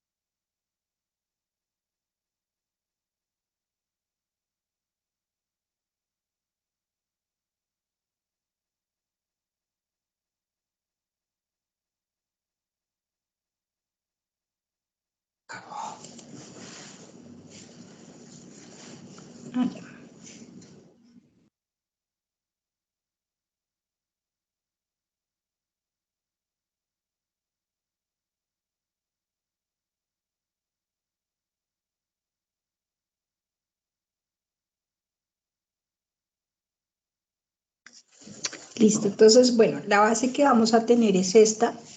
La tenemos que organizar. Vamos a datos. Le decimos que texto en columnas, dependiendo del computador que ustedes tienen, pues van a cambiar las parametrizaciones. En mi caso lo dejo delimitado. Y aquí ustedes pueden darse cuenta que hay unas comas y también hay unos comillas. Vamos a decirle que los espacios son por comas. Y le digo siguiente. Para este caso en mi computador tengo que decirle avanzada. Los separadores son puntos y las decimales son comas. Listo. Punto y comas. Le digo siguiente y finalizar. Y me quedó mal hecho. Me quedó mal hecho porque si ustedes se dan cuenta, esto está al extremo izquierdo y si yo le coloco acá, él me lo toma como un recuento, no como datos numéricos. Entonces me toca volverlo a hacer porque no me está tomando los datos como números. Entonces nuevamente delimitado, lo separo por comas, pero aquí ya no le muevo nada y le digo finalizar. No me toma, espérense. Y así es como aparecen los errores, ¿sí? Avanzada. Entonces estos son separador de decimales es coma, separador de miles es punto. Esto es para mi computador, ustedes deben mirar el de ustedes cada quien. Ahora sí, entonces ahora sí, si yo le pongo, entonces ahora sí me da promedio, recuento y suma. Listo. ¿Qué me interesa aquí? La columna B, que es el último. ¿Qué también me interesa de aquí? Entonces, por ejemplo, yo voy a sacar cuál fue el máximo valor de este rango. Entonces tomo la fórmula máximo. Entonces mire que durante el tiempo que se está analizando, el valor máximo ha sido 4.480. Y si yo quiero analizar cuál fue el valor mínimo, selecciono rango y me dice que fue 4.345. Bueno, acá pasa un error que ustedes se dieron cuenta por internet. No me tomó los datos que yo le había dicho desde el 2015, por eso solamente me tomó hasta agosto del 2008. Pero la generalidad es que tratemos de descargar datos desde el 2010 para que el rango de datos pues sea mucho más grande y más sólido y podamos ubicar el máximo y el mínimo. Cuando yo ubico el máximo y el mínimo, digo, ok, mi máximo es 4.480, le doy control B, 4.480, y entonces esto fue el 1 de septiembre del 2022. Vamos a decir que eso hubiese pasado en el 1996. Ah, bueno, entonces yo voy y miro qué pasó en ese país para esa época para justificar por qué estos valores tan altos en esa época o por qué estos valores tan bajos en esa época. Y lo otro que hacemos es simplemente una gráfica de tendencia.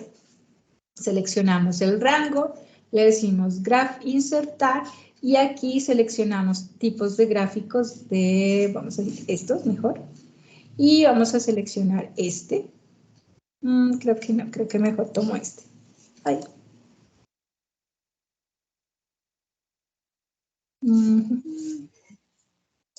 Bueno, acá se ve así es porque tengo muy poquitos datos, por eso es que se ve como tan sencillito. Y acá le damos clic y le decimos agregar líneas de tendencia.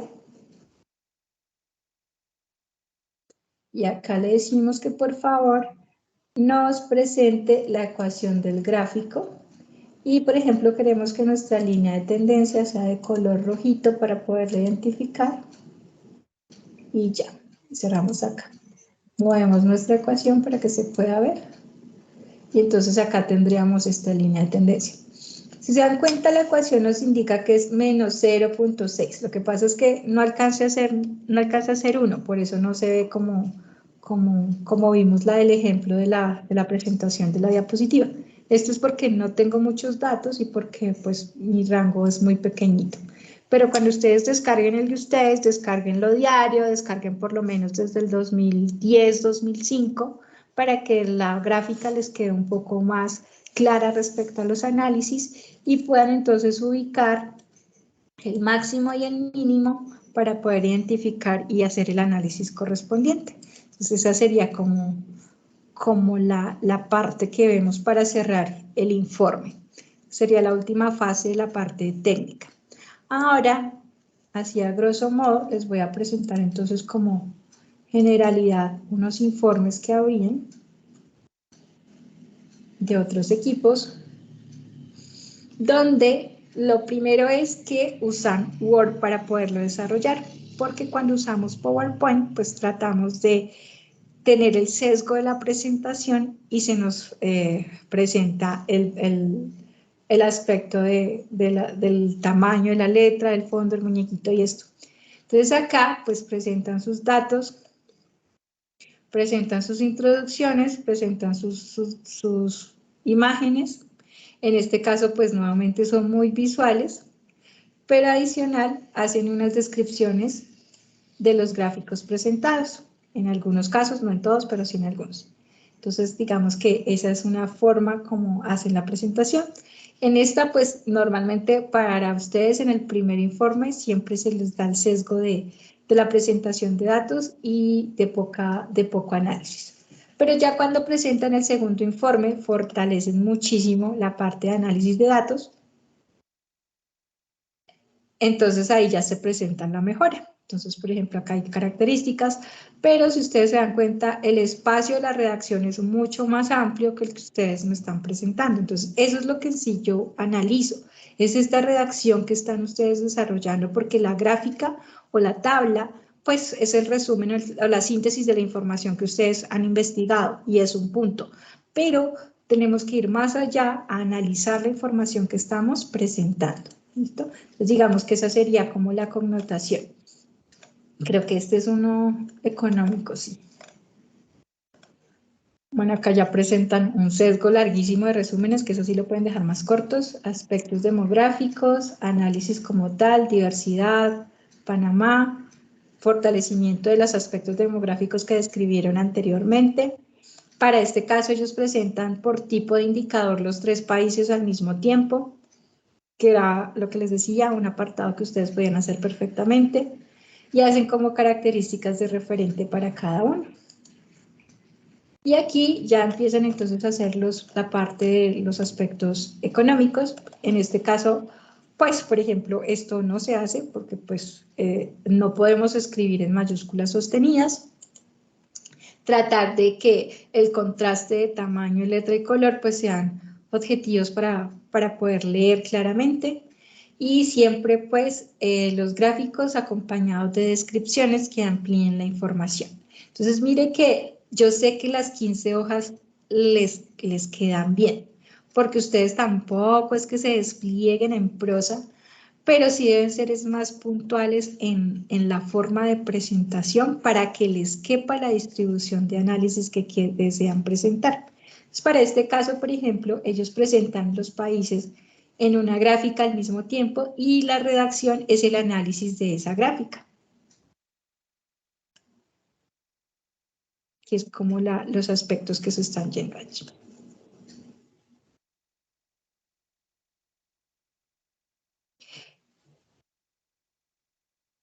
Y creo que no sé si tiene más, creo que acá hay otro, pero este sí. Bueno, acá. No, este sí no es muy bonito. Voy a buscar unos bonitos y se los dejo como referentes en el aula. Sería genial, profe. Sí, voy a buscar unos más completitos para que tengan como referente. Listo, pero ya nos queda más claro entonces.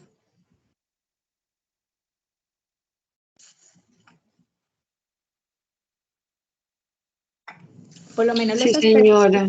que se van a abordar en este, que ya son más económicos. Ya, yo sé que ustedes se van a sentir más a gusto analizando aspectos económicos que aspectos sociales. Entonces, yo sé que en este les va a ir mucho mejor. Jessica, creo que levantó la mano. Creo que los que no mostraste y no recibimos una retroalimentación, podemos Ah, tenerla en otro no. momento. No. Es que yo les doy la retroalimentación de forma escrita. Lo que pasa es que en la semana pasada dijimos que hacíamos una muy general visual acá, porque a veces nos queda mejor la visual que cuando yo les escribo. Pero cada quien va a tener su retroalimentación escrita. Pero en estos días para mejorarla para la próxima entrega o. Sí, señora, sí, señora. Gracias. ¿Pero en este módulo calificas ya sobre lo entregado o podemos hacer las correcciones para la calificación? Créeme que por tiempo les queda difícil hacer las correcciones, porque o se centran en el primero o se centran en el segundo. Y entonces en este, pues yo soy más flexible, pero ya en el segundo no. Vale, profe, gracias. Profe, otra pregunta, ¿se puede usar estas ayudas audiovisuales como Canvas o tú sugieres que lo hagamos en Word? ¿Sabes cuál es el problema del Canvas? Es el mismo problema que pasa cuando lo hacen en PowerPoint. Las dimensiones empiezan a sesgarlos y entonces empiezan a centrarse en la figura, en la imagen, y entonces me dejan los espacios de análisis reducidos casi nada. Entonces es más, y la gente ya está como acostumbrada a que Word es para letras, entonces como Word es para letras yo escribo. Es más por eso. Vale, gracias, profe.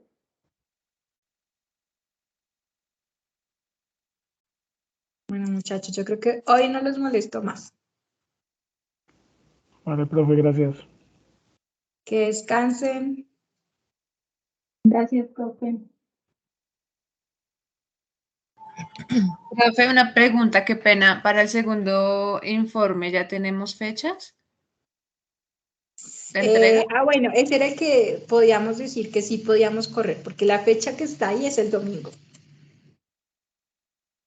Pero ese sí lo podemos correr. Profe, una preguntita.